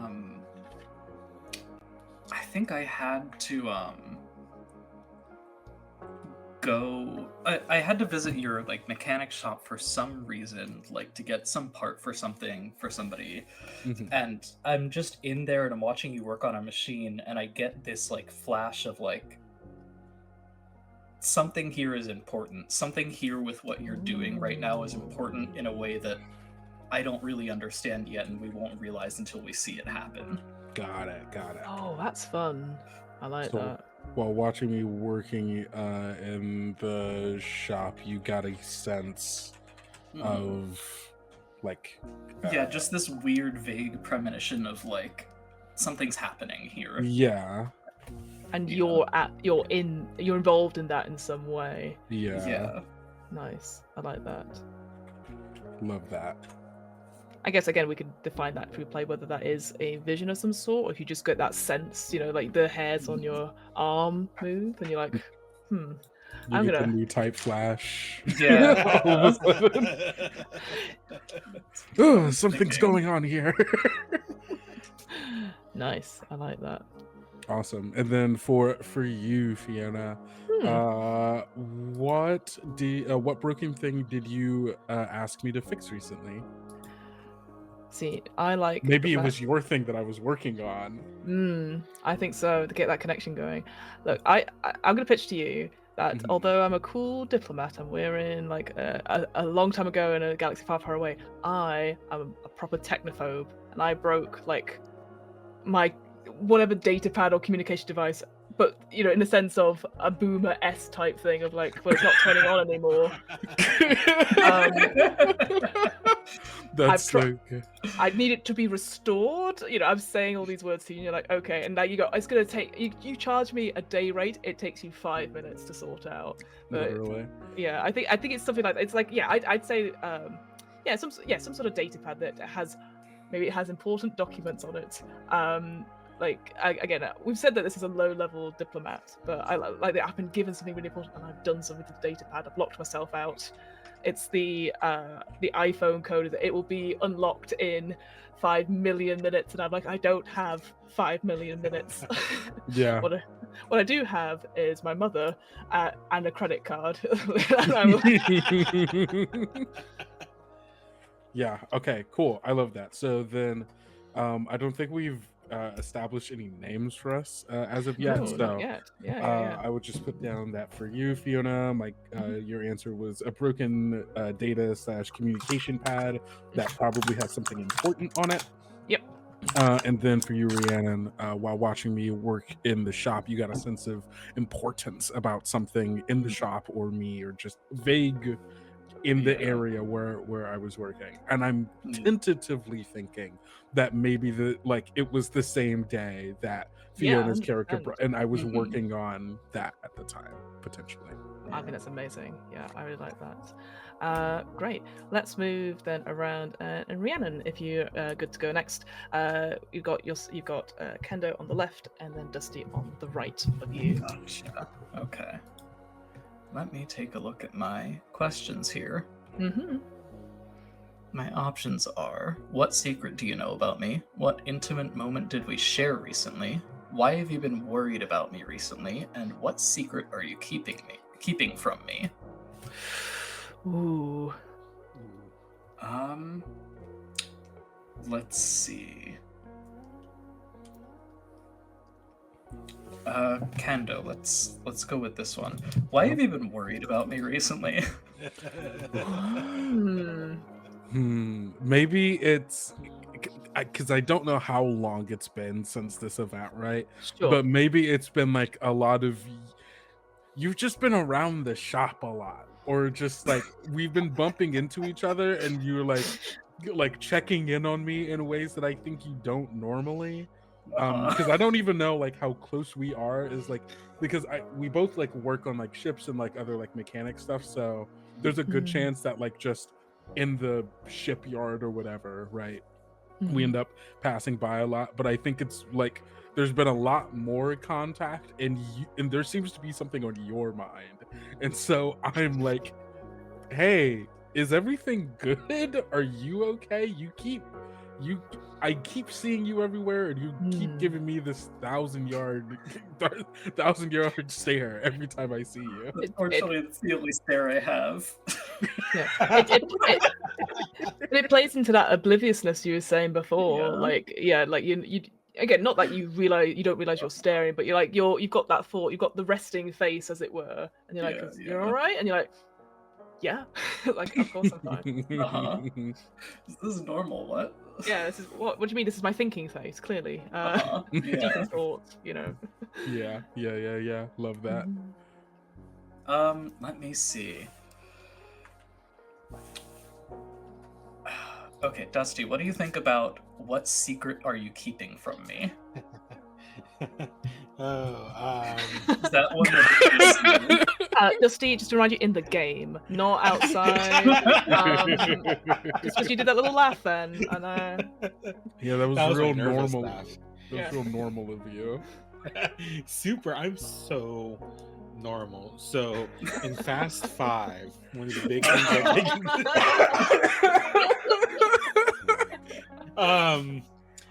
so there's I think a couple of good things we could do, because like as the Defector and the Nova, I think that's like one of my favorite like relationships there is.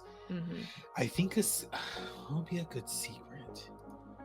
Your character, how long were they, like, did they go, it's escaping my mind, did they go through like a lot of like Nova training? I think her training has been like all in the last couple years for her, after just kind of being like that for a while and then someone noticing. Just being like that for a while. Okay.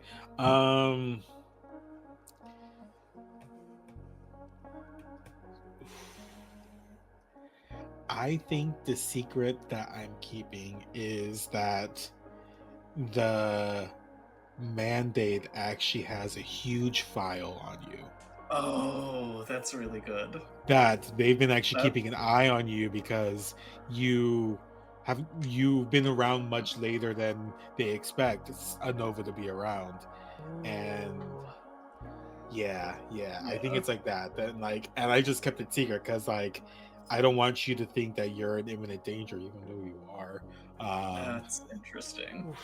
Yeah. Oh, I like that too, because it's like, again, her mentor finding her was pretty recent, right? I Mhm. imagine it as kind of the equivalent of like Qui-Gon finding Anakin on Tatooine, but instead of a weird kid in a junkyard, it's like the cashier at the convenience store who you're Yeah. like, hey, do you know that you have this going on? Hey, did you know you can move stuff with your mind? That's not an accident. That's not an accident. You're not just clumsy. I can guarantee you. I swear. It's like you recognize someone gets, you know, a diagnosis for ADHD, and then they list off their symptoms. You go, "Ha! Oh, Yeah. Wait a yeah. minute." Yeah. It's like when you see another lesbian in public, but you don't say anything like explicitly. You're just like, Just like, I see You just see someone The around like, nod. so have you figured out what's going on with you yet? Or is it just very visible? Yeah, it's just super visible. Yeah. oh my god. This is gonna be it's gonna be a galactic game like no others, folks. That's what we've decided. I'm here for it. I think I broke it. No, I'm just imagining Novas interacting like trans people seeing another trans person in public. Just like, Or and just be like, yeah, I know you. Yeah, Riley in the chat saying self-diagnosing. Nova, yeah, pretty much. Oh my god. incredible. That's Yeah. so good. That's so good. Nice. Those are fun answers. And then yes, then moving over to Dusty, if I'm okay to do so. On your left is Rhiannon, and on your right is myself. What are your questions you'd like to ask us, or any Yeah. thoughts or questions? Yeah, so the questions I have are: what did I do recently that made you finally feel like you could trust me? What did you teach me recently? What was the first thing you noticed about me? And why do I trust you more than anyone else here? These are all really good. I think I specifically want to ask the diplomat, Mhm. and I think this is a fun one. Is what was the first thing you noticed about me? What was the first thing I noticed about you? Great question. I mean, it's cheating to look at your sheet and go, your cool signature jacket. But I think, what did I notice about you? Maybe it was the old uniform. Maybe it was, I appreciate like, it's a visual sort of thing, but I feel like maybe our characters don't necessarily speak to each other, or at least if we do, it is private conversations, like sort of maybe an encrypted message here that is now currently on a data pad being worked on by a mechanic. But I think I noticed it underneath some clothing, and it felt to me, the reason I sort of noticed it, because at the same time I had concealed my blaster as well, so I sort of saw you concealing something, and suddenly there's that sort of there's more to you than meets the eye, even though you have this sort of the weary eyes and the sincere voice. There's something to you, and maybe then I too looked up some stuff about you, and with our work with the deliberation, as it were. So I think that's what I noticed, is that you did not start out here, but as a result, that shows a big change. Like, you left a stable job, but you had the choice to do, and that's such a big choice I don't think my characters ever had to make necessarily. Mhm. When I'm in a position of maybe comfort, but it's almost like a gilded cage in the sense of maybe I don't want to be a diplomat. Maybe Mummy insists that I do this, and Uh-huh. seeing that you are able to switch out, oh, that's such a cool thing. So yeah, that's what I'm thinking off the top of my head. Oh, so we need to get the diplomat to go to space karaoke. Oh my god. Just the Oh my anytime, God. you know that, right? Anytime. Anytime. All I'll come right. to your city, yeah. Okay, and I think for Rhiannon, there's I think the trust one is always really good between the defector and the Nova, but I think I want to ask you, what did you teach me recently? Oh, what did I teach you Oh, that's recently? fun. A great question. Yeah. I'm trying to think. How long has your character been with the Liberation?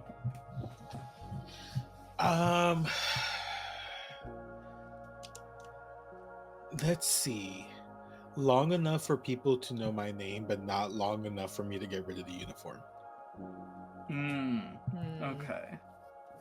Gotcha. What did I teach you recently? I like the idea, actually, that if you are a mandate defector, you're used to having more, like... used to having a better supply chain than we have here.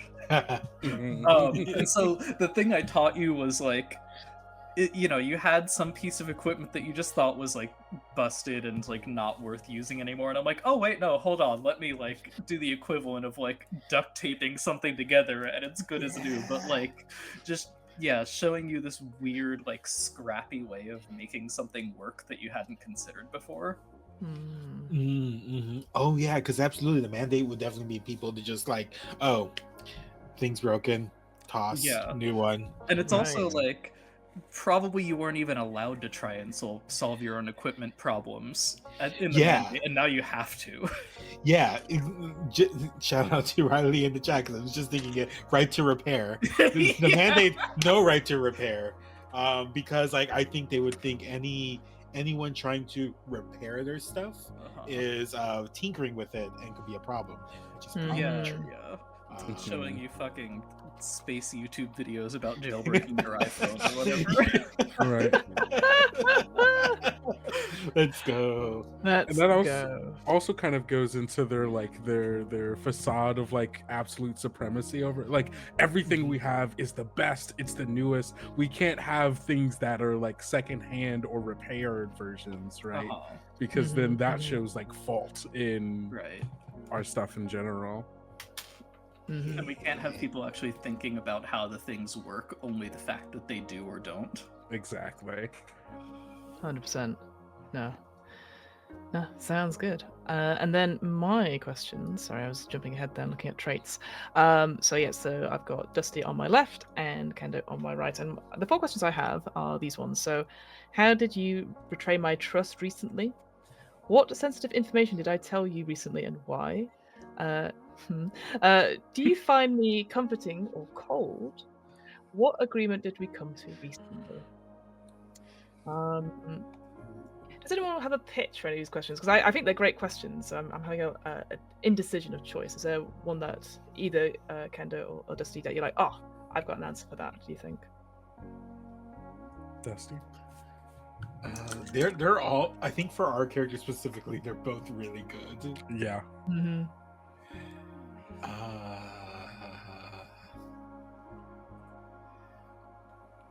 I think for my character specifically, how did I betray your trust? Because that's just always fun. I knew it. Yes. Oh. All right.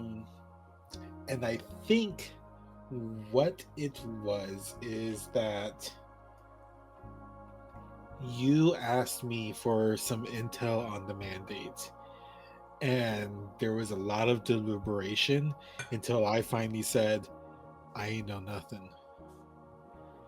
And then maybe a week later, you heard someone else said, "Oh yeah, no, I talked to this guy," and they're like, they gave me the information they needed.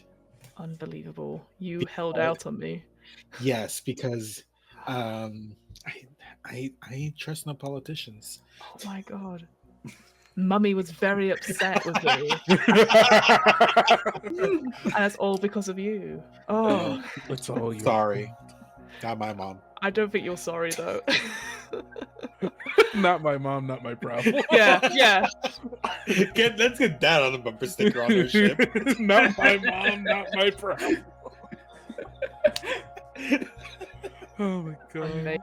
Yeah, no, I love that. Yeah, 'cause again, it makes sense that why would and maybe that's why I'm tailing you a little bit and trying to get you to give me more stuff because you clearly have stuff, but you won't give it to me. And I know maybe if I just try hard enough, it's like trying to put like a square peg in like a triangle hole. I'm like, I'll get it in there and I'll get this information.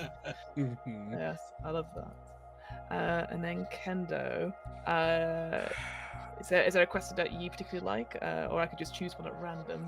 I'm oscillating between what sensitive information did you tell me recently and why. I'm the worst diplomat.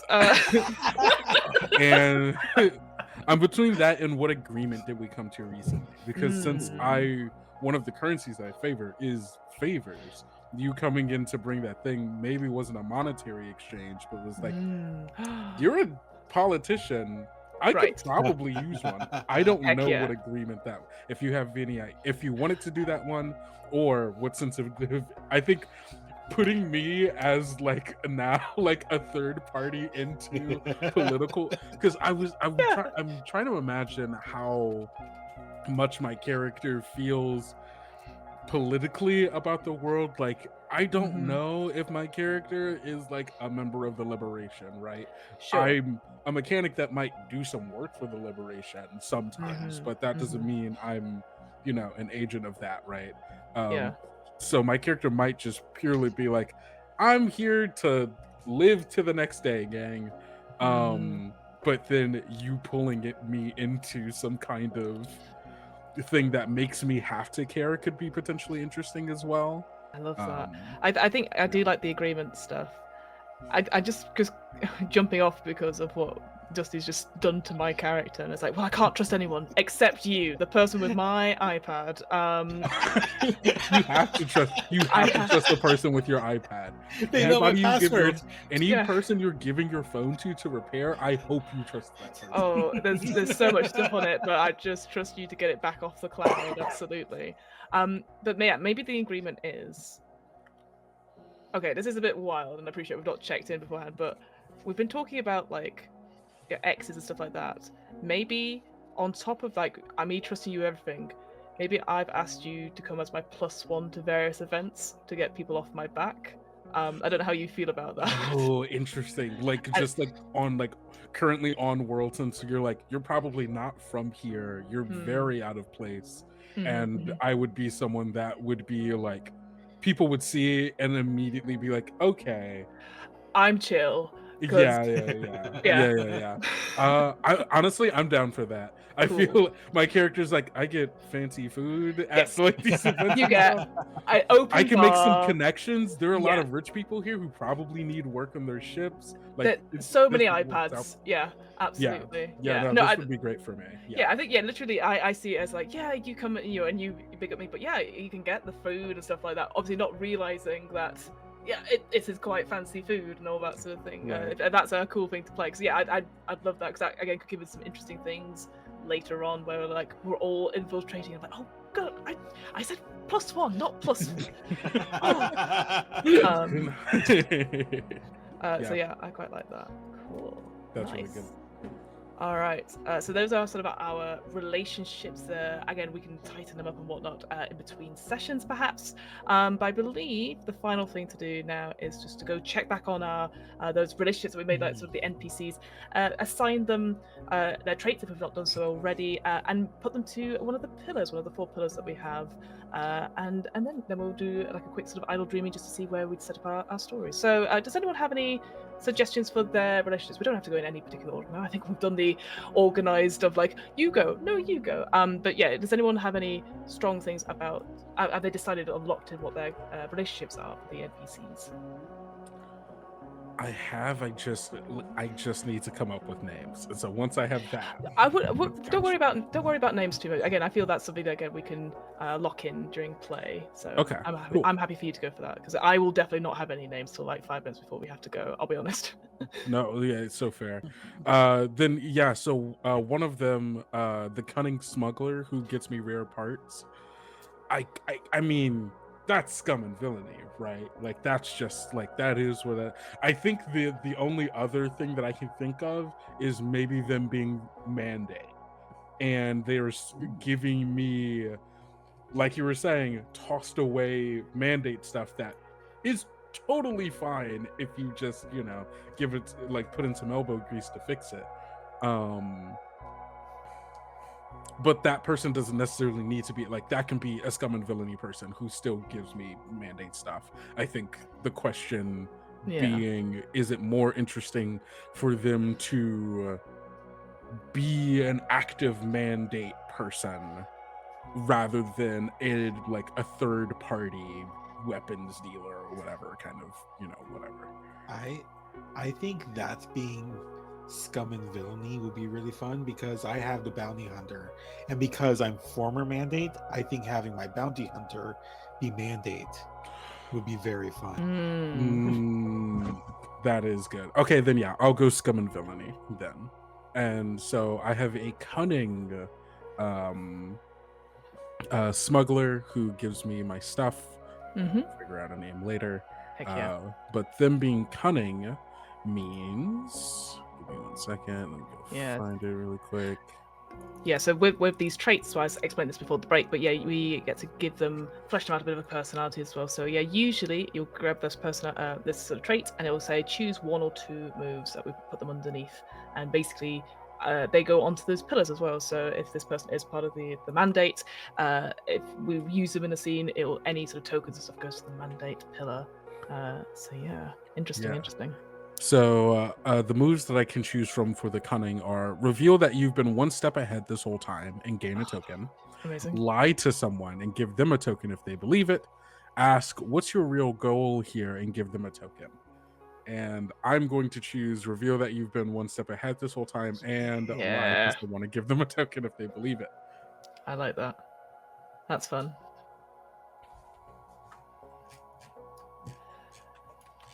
Nice. Any other relationships from you, Kendo? Or I could flip to someone else if you're typing and stuff. Yes. The other one that I have is my ex. Well, get in the line, everyone. I think we're all gonna. My dramatic ex, who's a pilot who still comes to me for repairs, and as someone who is dramatic, their potential moves are be the center of attention and gain a token, react in an over-the-top manner and gain a token, act as a distraction for someone else and give them a token. And I'm going to choose be the center of attention and act as a distraction for someone else. Nice. And here's the question, right? Like, I guess liberation would make sense. Maybe there are liberation pilots still a part of it. They could be they can be a mandate pilot, which I think I'm a little less interested in. And I don't, and I'm potentially interested in just because it's a little wild over space to play in. What it would mean for them to be a part of the space between. Would that mean that they are also a Nova, or maybe one of another the factions group, or like whatever that has some kind of connection to them? I kind of sorry, go for it. No, I think Nova and Mechanic is a very fun pairing. Yeah. Generally, saying as someone who's done this twice already. No, fair enough. So lean into it, yeah. But what were you gonna say? I mean, no, I think that there's something potentially interesting about getting another perspective of what the space between could be like for this other, person who's maybe a Nova, maybe not a Nova, and like I think keeps me in that unaffiliated area, right? Of like not really to do anything political like off the bat. But if they are liberation, maybe that's why we broke up, because they were like Viva la Revolucion, and then they're going into fights and coming back wounded, and I'm like, I can't keep patching you up like this. Like this can't be worth it. Both of those are really good. Yeah. Fun. Yeah, I really like that.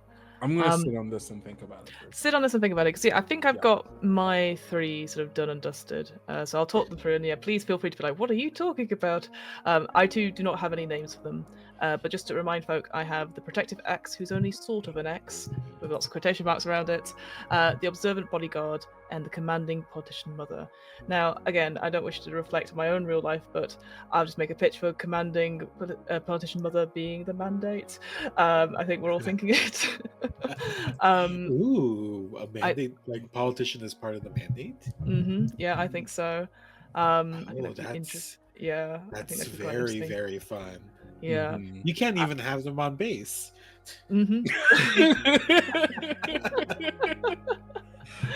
Does she know that you're like aligned with the liberation at this point? I think it's that sort of thing where I might have spoken to other people and accidentally got in the right rooms, and I'm just being cool about it, because if somebody finds out, I'm gonna get shouted at, whether it's just from my mother or from everyone. I don't know. So the 2 moves I've picked for her is from commanding, that is tower over others literally and metaphorically, gain a token, and then block someone's path forward and give them a token. Again, and I'd say I feel like we might have a lot of communicators, or like the holograms sort of turn up, so I expect people to be as horrific in their descriptions of this terrifying person, but like it could be a sweet old lady. That's what they look like. But she's ready to rip you to shreds, I think. That's so good. The Observant Bodyguard, my pitch is the space between. Maybe not necessarily Nova, but maybe is sensitive to the space between, just because of the moves I've picked, which are for Observant. Point out something someone else has missed and give them a token. You drop that. Duck that sort of thing to it, and then ask, what are you hiding that I've noticed, and give them a token as well. I think maybe again, big trope of like the bodyguard, strong, silent, but always sort of looking out and seeing things and being watchful. And I think that'd be quite cool to have that person in the scene, that we've missed something, but they get to narrate something. I think that'd be really cool. So yeah, my pitch for that would be space between. And finally, the Protective X, who's only sort of an X. Maybe this is how I got into liberation. Like, we got talking, and this is nice. Again, it feels very similar to Dusty's idea, so I don't want to necessarily like I fell in love and left, but like I just like this person is just wow, aren't they great? But yeah, we could never be together or anything like that. So yeah, I would say liberation, and then for protective, 2 moves I've taken are say I'm coming with you and gain a token. And then demand that someone stay out of danger and give them a token. Again, I just feel like we can have lots of fun. Again, and I imagine this person, this X, is actually the weediest guy or the weediest person in the liberation, and I've just gone, oh, great. Like someone actually listens to me. Maybe they don't pay attention, or I don't know. We can have some fun with that. But I just thought those moves were quite cool for protective. But yeah, those are my sort of free pitches, as it were. And again, we'll think of names and pronouns and whatnot at a bit later date. Go for it. I have names.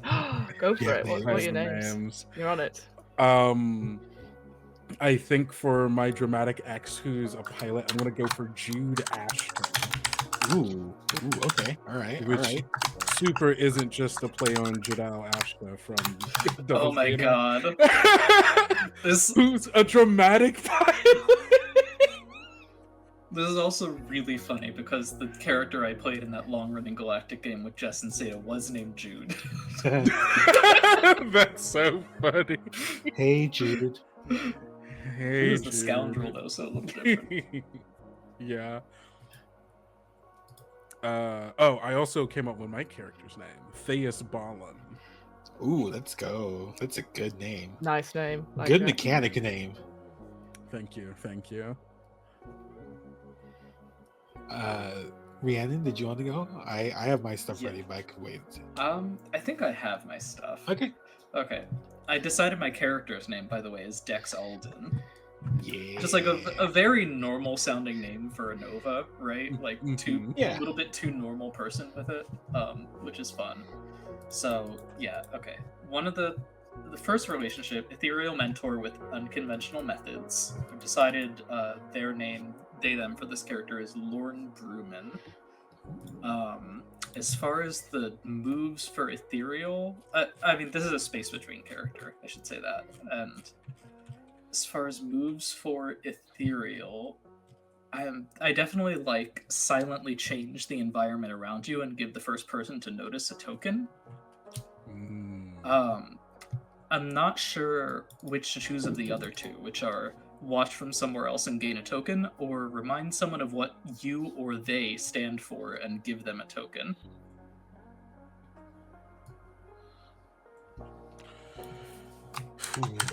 Both of those are really good. Yeah.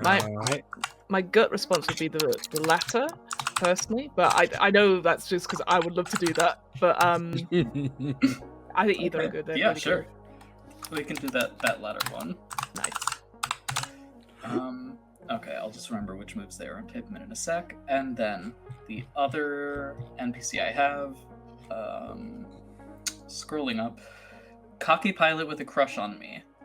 This character's name I've decided is Miria Horn. Okay. Also Nice. using that Star Wars name generator. Heck yeah. I think for her, what we're gonna do as far as traits is, and this is a liberation NPC, definitely. Where is cocky on this? Okay, there it is. Choose one or two moves. Project overconfidence and gain a token. Insert yourself into someone else's conversation or plan and give them a token. I like that second one a lot. Very good. Make a wrong-headed assumption about someone and give them a token when you act on it is also very fun. I think I like those second two I quite a think lot. yes, those bottom two are very good. Yeah. Yeah, I think that's what she's like. We'll just assume things.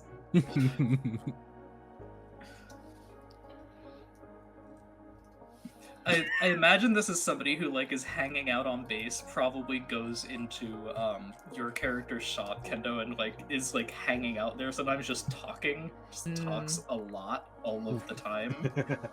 And I'm too polite to tell them to stop. She has like no filter the way I'm thinking about it. Yeah, just like she's talking and I'm just like, okay. And I purposefully start working on really loud things. And they just does not get the hint. they keep picking up stuff and you keep gently taking it out of their hands. It's like, no, don't touch that, please. Nice. That's so good. Very good. Very good. Oh, is that me? I think it's you now. Yeah. What have you got to stay? Okay.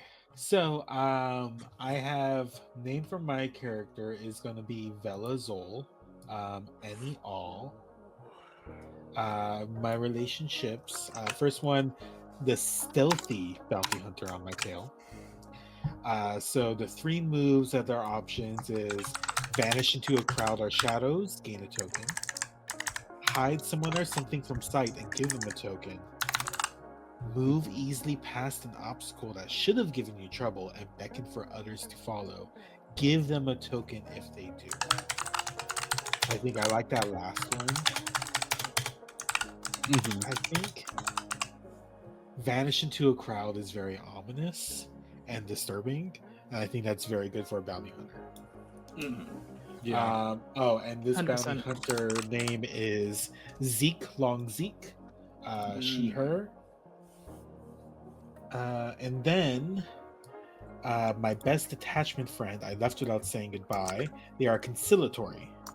Their moves are argue for a more peaceful or moderate solution and gain a token, Mhm. stop someone from starting a fight and give them a token, and ask is there any other way to do this and give them a token if they give an answer that isn't a straight no. I think just our judging by our group and the relationships, I think stopping a fight is a very good one to have. And I think also is asking if there's any other way to do this, because I think that's going to be a question that we're all going to be like, I don't know. Mhm. So I think I'm going to have that, and I think what I want to do. Also, this detachment friend is named Seto Team. He, him. And I think I want Zeke to be Mandate because they are a Mandate bounty hunter. And I think I want Seto to be the space between. Even though they are former Mandate, I think them being able to get others to talk and get others to like also talk to each other is very like novelization Luke, and I think it's very fun if they were just like some guy. Mm-hmm. Mhm. Mhm. I like that. Yes, that sounds really good. Sorry, I'm also coming up with names for my characters. I think I've got them. But the most important thing to need to know is that my name is Vale Koran the Third, he, him. But my mother is also called Vale Koran the Second. I've just been named after her. Oh no! And doing the same job. Yeah, it's awful as a result. Oh.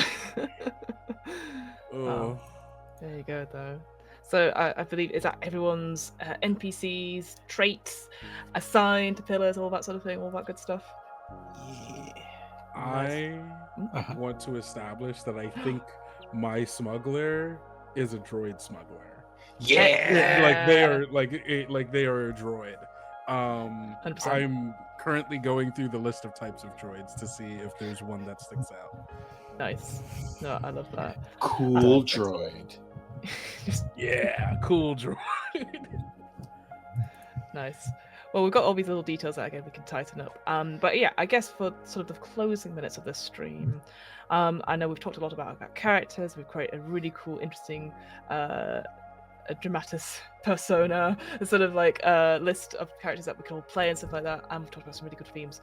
I guess for you folk, if we think about sort of stuff about idle dreaming, so this is where we'd think about maybe general sort of scenes we'd like to see when we come back to play again. Do we have a sort of vibe of what we want to what do you think is the story going to be about? Is it going to be about again messy relationships question mark, or is there going to be a mission, do we think? Yeah, I'm just opening up to the floor. What do people just think from us talking for the last like 2 hours, do we think?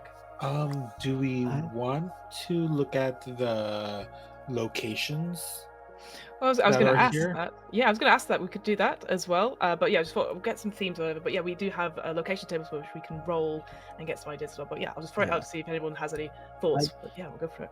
I like the idea of there being a mission, but also one that like is going to pull in the messy relationships as maximally as possible, right? Heck yeah. Maybe some kind of, because you said that your character was bringing me on as like a +1 to like different political, like maybe there's like a gala or something, some kind of like event happening on whatever planet, station, whatever it is that we're on, that for like, I mean, the two of you are, well, I guess you are Liberation now, right, Dusty? And then Technically, yes. Technically. I'm trying to believe in liberation. conversation.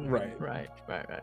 And then like maybe it is like maybe there's like a liberation event, like trying to, I don't know what they would be doing on our planet, or like what our planet's like issues might be. Mm-hmm. Is it some kind of non-aligned event that our characters might be at for different reasons, right? Like the two of you could be there doing your usual +1 thing, and then it's like maybe the two of us, me and Dusty's character, are there for some kind of liberation reason. Oh, very cool. Please stop me, because I'm currently very heist pilled. Yeah. I'm just you trying so two hard are not to turn this into going rogue. I mean, I know. Sorry, Well, Riley. it doesn't even need to be going rogue. We could be there just to like steal a diamond or a space diamond, or like an important ship part that is being shown off at this gala, that the important politician and their +1, who actually should be part of this team, but we couldn't get them to go because they had to be the +1. And so we're actually going to need to get them to help at some point by making a distraction. I think stop me. I do like the idea of the type of event that could pull in both Miria and the pilot, and also Vale's mother as like NPCs who are going to be interacting here. It has to be like an off-planet one then. Yeah. Oh, okay. Well, the other thing that I was going to pitch that maybe could bring people to wherever we are is maybe God, this sucks. Maybe there is like a certain like, hey, we just found out that there isn't a special mineral or something that is like, oh, we can open up this mine that's going to bring a lot of new resources, a lot of attention, and maybe a lot of like new work, which is good for the planet as a whole, which now brings the liberation to try to maybe be like, hey, let's see if we can make the connections to try to secure some of this for ourselves. And the mandate might also be coming here to be like, hey, how about you give some of that to us instead? Yeah, maybe we're here unofficially from the liberation, and then the fact that this is like an unaligned event could mean that mandate dossier you mentioned on my character, Dusty, could come into play. Like, I'm not as inconspicuous as I think I am. Look, I'm just getting again that flashback. I know I said it was like jokingly in real life. My mother came over with the tannoy, but now I feel it's going to happen in game. Whatever this conference is. It could happen. Where is Vale? Yeah, absolutely. Just tell you what. Why don't we? I like this idea of the unaligned event, and it's taking place away from our usual haunts, perhaps, so we're a bit kind of like fish out of water. Do we want to roll then, or take somewhere from these places as where this mineral, or where this like what this is? It doesn't have to be on that planet. It's not like we're opening the mines, as it were, but like it gives a good idea of what we're looking for. So for this, is this like people showing up to Cloud City or something for a party that someone like Lando is throwing? Exactly that. So let's so if someone's got a d6 and someone else has got a d6, we'll roll them and we'll take those two suggestions that they'll give, and then that'll be the place where this resource or whatever it is, and we can work into that. So go on guys, I can see you got them up there. So roll your d6s for us. I got a 3. 3? Okay, so a 3 and a 1 is a forgotten place of a hallow, or a 1 and a 3 is a natural place of a desert. So do either of those spark joy? I literally all I could hear was the Dune soundtrack. Just like immediately. I like that.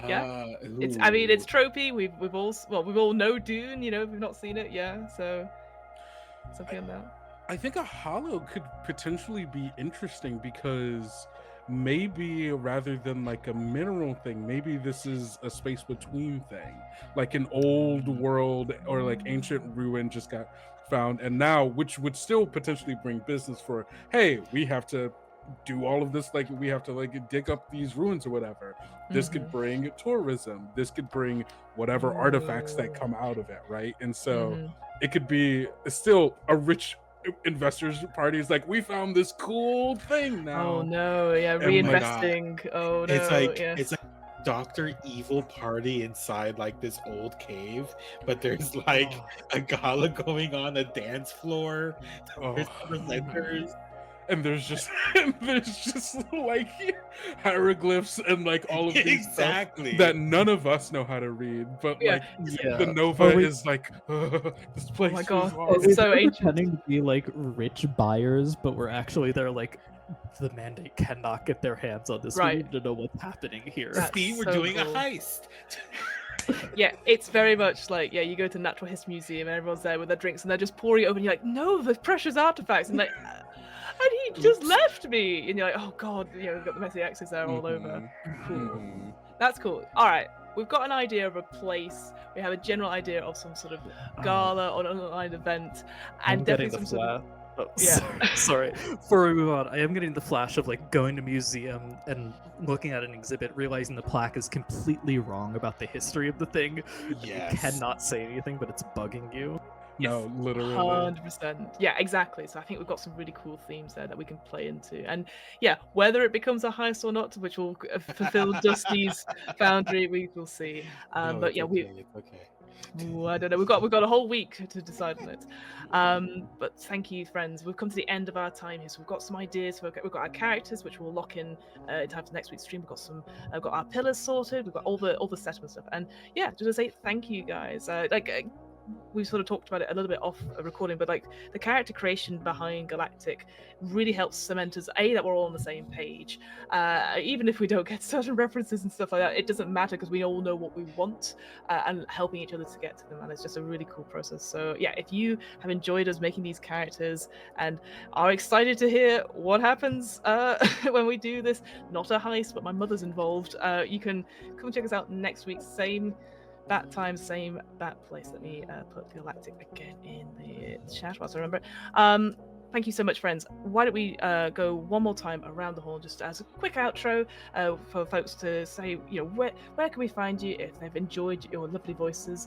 And yeah, the final thing would be anything you would like to recommend or check out that is similar to Galactic. If you have something, I appreciate. I've just put that up for you on the end. Let's start. We'll go in reverse order again. So Rhiannon, please, let's do your outro. Hi. Okay. Name's Rhiannon Daly, she, her again. And yeah, you can find my tabletop RPGs and a little bit of writing as well at cyphazone.itch.io. I've been talking in the chat here. The second word in my username is the first part of that URL because it's hard to spell, but it's there. Sorry, what was the other part of the... if you would recommend anything, again, you've played a lot of Galactic and Going Rogue. Is there anything that you'd recommend if people are like, oh, this is cool? Any piece of media or another game, perhaps? Other than your own, obviously. I'll have to think about that. We can move on, maybe. Not a problem. Thank you so much. Kendo, please. Hi, everybody. My name is Kendrick or Kendo, whichever you prefer. You can find any of my stuff on whatever, anywhere on the internet that actually matters at Kendo Makes Films, and my actual play podcast, Tales Yet Told. Hey, guess what? As Tales Yet Told, wherever you get your podcast and anywhere on the internet that matters. And if you like Star Wars, Going Rogue, Galactic, I'm going to say you should check out oh no, it's blanking in my mind, despite the fact that I had it before. I almost promise you. There it is. It's coming at Legend of the Galactic Heroes. There we go. I love that. Yeah, if you like, if you like space operas and sprawling galactic wars and intertangled like personal relationships within, you know, the framework of forced conflict and war and stuff, check it out. It's great. Amazing. Thank you so much. That's a great recommendation. Dusty, please. Yeah, hi. I've been Dusty. You can find me online primarily at the Dust E Hill. I'm a designer, AP producer, and podcaster at shows like Goblins and Gays and The Wavering Force. Bring Your Own Mech, all of those shows. You could also find my games at From Dust to Dice, where I make very silly games. The reason I'm so heist pilled is I'm literally writing a heist game right now. Maybe out next week. I don't know. I've been playtesting it, so. Heist is also a very strong word for it. It's a heist game, but not really. It's a conversation game. Yeah.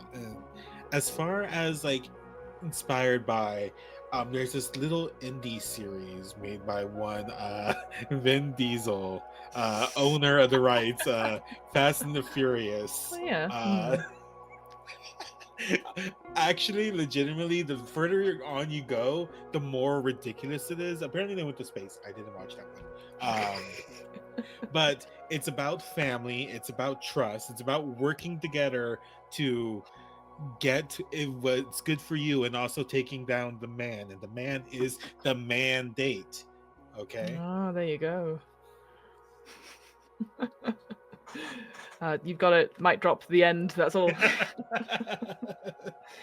Amazing. Thank you so much, Dusty. And my name is, as it was at the beginning, my name is Fiona. I am an improviser, but also I run a lot of TTRPGs, and I read a lot of TTRPGs as part of What Am I Rolling. We've had a wonderful guest on. As I sort of mentioned before, Dusty has been on with Jess Levine, who was in the chat earlier, and also Katrina Dennis, where we did Going Rogue a couple of years ago. Go check out that on What Am I Rolling. It turns out I was also in another Galactic RPG, which I didn't even realize was Galactic at the time, over on the Merely Role Players. So if you want to check out another actual play, I'd recommend go check those ones out as well. And naturally, of course, a big shout out to both One Shot Podcast and Party of One, which has featured some of the people here today on their own respective Galactic and also Going Rogue actual plays as well. If you can't get enough, if you can't wait till next week, they've got the episodes out just now as well. I think that is everything to say. Obviously, as I said, please, if you've enjoyed us waffling on about our various exes and also creating incredible characters, please go support the Kickstarter if you haven't already. Please spread the word as well. Like, again, we are at a time where really TTRPGs, they rely on word of mouth. They rely on people sharing things and say like, "Wow, this cool thing," etc. So please go do that. It's so important, and nothing sells, to use jargon, than passion. And I hope that we showed that here tonight when we're creating our wonderful characters. So yeah, go check those out. And yeah, we will be back next week, same bat time, same bat channel, next Wednesday. She says, looking at the calendar, I think it's she says the 4th. Wednesday the 4th, at 7:30 Central Time. Your own time zones may vary, where we'll get in using these characters, and we'll do we'll go straight into Galactic as a result. Thank you guys so much. Thanks, my wonderful cast. We're going to wave awkwardly at the screen until I find the end of stream button. Oh, they're on it already. Amazing. Well done, team. Thank you so much, and we'll see you next time, friends. Goodbye for now.